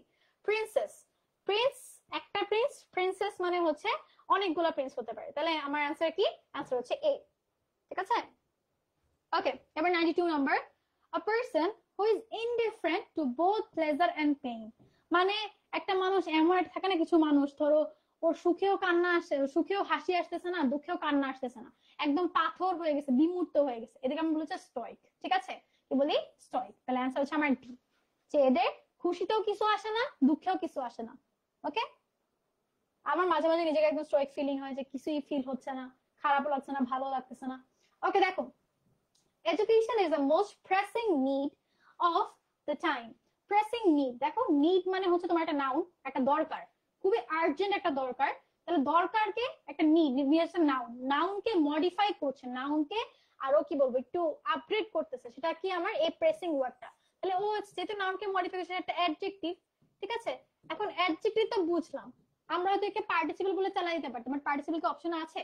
আসলে তোমার ভার্বাল অ্যাডজেক্টিভ। কেন তাকে ভার্বাল অ্যাডজেক্টিভ বলছে? কারণ দেখো ভার্বটা ছিল প্রেস, এই প্রেস থেকে আমরা প্রেসিং বানায়া একটা অ্যাডজেক্টিভ তৈরি করেছি, তাই না? তাহলে দেখো একটা ভার্বকে আমরা কি কিসে চেঞ্জ করেছি? একটা অ্যাডজেক্টিভ চেঞ্জ করেছি, তার নাম হচ্ছে তার ভার্বাল অ্যাডজেক্টিভ, বা এটাকে আমরা পার্টিসিপল বলতে পারি। ঠিক আছে, আনসার হচ্ছে ডি। ওকে, গুড। আমরা যে 94 number, which of the following is a demonstrative pronoun? demonstrative pronoun কি? আমি তোমাকে দেখাচ্ছি, this is a pen, those were the books। ঠিক আছে, that was my school। তাহলে দেখো এই যে আমি তোমাকে একটা পয়েন্ট করে দেখাচ্ছি, this, that, those, এগুলো হচ্ছে আমার ডেমনস্ট্রেটিভ প্রোনাউন। ঠিক আছে, তাহলে আমার অ্যান্সার কি? এই যে those। ঠিক আছে, প্রোনাউন নাউনের classification very very important. Okay, let's proceed. আমরা 95 নাম্বার কোশ্চেনে যাই। which kind of noun is discipline? Discipline কোন কাইন্ডের ডিসিপ্লিন? আর তোমার হচ্ছে ডিসিপ্লিন থাকতে হবে, তুমি কি ডিসিপ্লিনকে ধরতে পারো? হাত দিয়ে ধরতে পারছো? তুমি আমাকে ডিসিপ্লিন দিতে পারতেছো হাত দিয়ে, তুমি আমাকে শিখাতে পারো, তাহলে এটা একটা অ্যাবস্ট্রাক্ট জিনিস, তুমি হাত দিয়ে ধরতে পারছো না, কেনাকাটা করতে পারছো না, কোনো মূল্য নির্ধারণ করা যায় না, এটা অ্যান্সার হচ্ছে আমার অ্যাবস্ট্রাক্ট নাউন। ঠিক আছে, 95 এর হচ্ছে বি। ওকে, ফায়ার বার্নস, আগুন জ্বালায়, অনেক কিছু জ্বালাতে পারে। ঠিক আছে, তোমার তোমার ঘর বাড়ি জ্বালাতে পারে, তোমার বই খাতা সবকিছু জ্বালাতে পারে। তাহলে দেখো ফায়ার বার্নস এর পরে আমার আলাদা করে কোনো অবজেক্ট ইউজ করতে হচ্ছে না, যে fire burns house or fire burns paper or fire burns wood, কিছু তোমার অবজেক্ট ইউজ করা আছে। তাহলে দেখো যেই ইয়ার ক্ষেত্রে, যে ভার্বের ক্ষেত্রে আমার কোনো ধরনের অবজেক্টের নেসেসিটি নাই, অবজেক্ট ইউজ করলেও হইলো, না করলেও হইলো, তাহলে সেইগুলোকে আমরা কি বলি? Intransitive verb. তাহলে আমার অ্যান্সার হচ্ছে সি। ঠিক আছে, অ্যান্সার হচ্ছে সি। 95 এর অ্যান্সার, 96 এর অ্যান্সার সি। ওকে, দেখো আচ্ছা 97, carry the day. Carry the day মানে কি বলো তো? যে খুব ফাস্ট পড়াচ্ছি, ফাস্ট না পড়লে শেষ হবে না আজকে। আচ্ছা, যেরকম দেখো আমি ধর ক্লাস শেষে গিয়ে বলি I carried the class well, I carried the day well, মানে কি যে আমার দিনটা মোটামুটি আমি ভালো টেনে নিয়ে গেছি, একটা জিদ জিদ ভাব, যে হ্যাঁ জিতে গেছি, হ্যাঁ এরকম একটা। তাহলে আই ক্যারি দ্য ডে মানে হচ্ছে উইন। ঠিক আছে, জিতে গেছি, I carried the class well, I carried the day well, I carried the exam well. তাহলে আমার অ্যান্সার হচ্ছে কি? উইন। ওকে, এখন দেখে 98 number, to talk disrespectfully of sacred things is called, যে মানে তোমার পবিত্র জিনিসগুলো নিয়ে যারা হচ্ছে উল্টাপাল্টা থাকে না, কিছু মানুষ দেখবা যে নবীজিকে নিয়ে উল্টাপাল্টা কথাবার্তা বলতেছে, বা বিভিন্ন ধরনের ধর্মের জিনিস নিয়ে অনেক নেগেটিভ মন্তব্য করছে, তাদেরকে আমরা বলি হচ্ছে ব্লাসফেমি। ঠিক আছে, যে একটা পবিত্র জিনিসকে নিয়ে ডিসরেসপেক্টফুল স্টেটমেন্ট রাখাকে আমরা কি বলি? ব্লাসফেমি। ঠিক আছে, এটাকে আমরা বলি ব্লাসফেমিস্ট। তাহলে অ্যান্সার কি আমার ডি। অ্যাথিসিজম মানে হচ্ছে আস্তিকতা, ব্লাসফেমি কোনো সময় নাস্তিকতাও বলা হয়, বাট এই অ্যাথিসিজম মানে হচ্ছে আস্তিকতা। ওকে, তাহলে দেখো এই যে ব্লাসফেমি তোমার সিনোনিম অ্যান্টোনিম আসতে পারে, যে which is the antonym of blasphemy, answer হচ্ছে atheism। ওকে, দেখো the synonym of impromptu, impromptu মানে কি? impromptu মানে কি?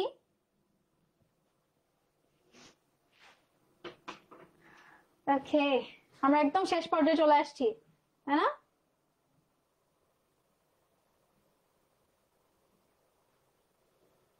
আচ্ছা, ইমপ্রম্পটু মানে হচ্ছে কি, ধরো আমি তোমার ক্লাস নেওয়ার আগে আমি একটু কোশ্চেন গুলো দেখে এসেছি, কিভাবে কিভাবে সলভ করেছি, একটু পড়ে এসেছি, কিন্তু ধরো এখন আমার খুব রাশ, আমি ক্লাস থেকে ধরো আমি আমার মেডিকেল ক্লাস করে এসে দৌড়াইছে ক্লাসে এসেছি, তাহলে আমি কোনো প্রিপারেশন ছাড়াই একদম থাকে না ইমপ্রপার ওয়েতে বা ইমপ্রপার কোনো ইয়াতে আমি ধ্যাট করে এসে ক্লাসে চলে এসেছি, বা তুমি কোনো প্রিপারেশন ছাড়াই কিন্তু চলে গেছো, তাহলে দেখো কোনো কিছু প্ল্যানিং করা ছাড়া প্রিপারেশন নেওয়া ছাড়া তুমি যে কাজটা করছো সেটা আমার বলেছে ইমপ্রম্পটু, বা যেটা আরেকটা সিনোনিম হচ্ছে এক্সটেম্পর। ওকে, এক্সটেম্পর, ভেরি গুড।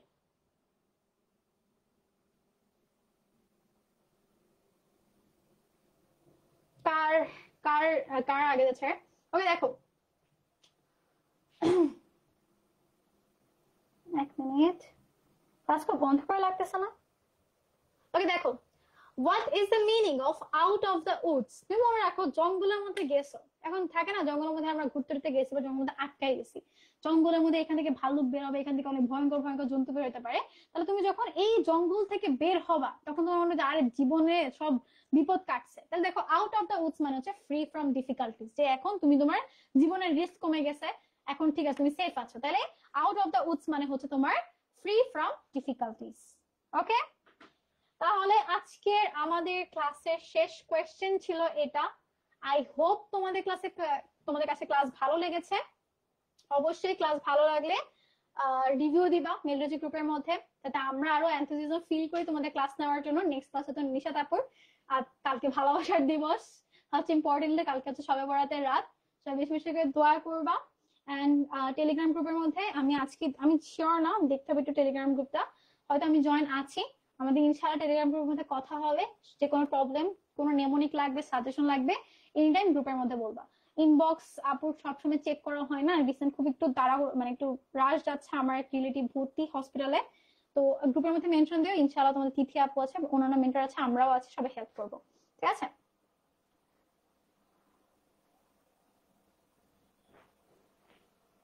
আচ্ছা, তাহলে আজকে এই পর্যন্ত। সবাই অনেক অনেক ভালো থাকবা, আমার জন্য দোয়া করো, তোমাদের জন্য অনেক অনেক দোয়া রইলো। আশা করি ক্লাস ভালো লেগেছে। আসিফ আল সানি, তুমি কোন জায়গা থেকে ক্লাস দেখা শুরু করছো বাবা, এখন অ্যান্সার দিচ্ছ? অবশ্যই আছে ক্লাসের রিভিউ দিবা মেলুজি গ্রুপের মধ্যে। ইনশাআল্লাহ তোমার সাথে নেক্সট ক্লাসে দেখা হচ্ছে, সবাই ভালো থাকবা, সুস্থ থাকবা। আল্লাহ হাফেজ। তোমাদের জন্য অনেক অনেক ভালোবাসা রইলো। আসসালামু আলাইকুম।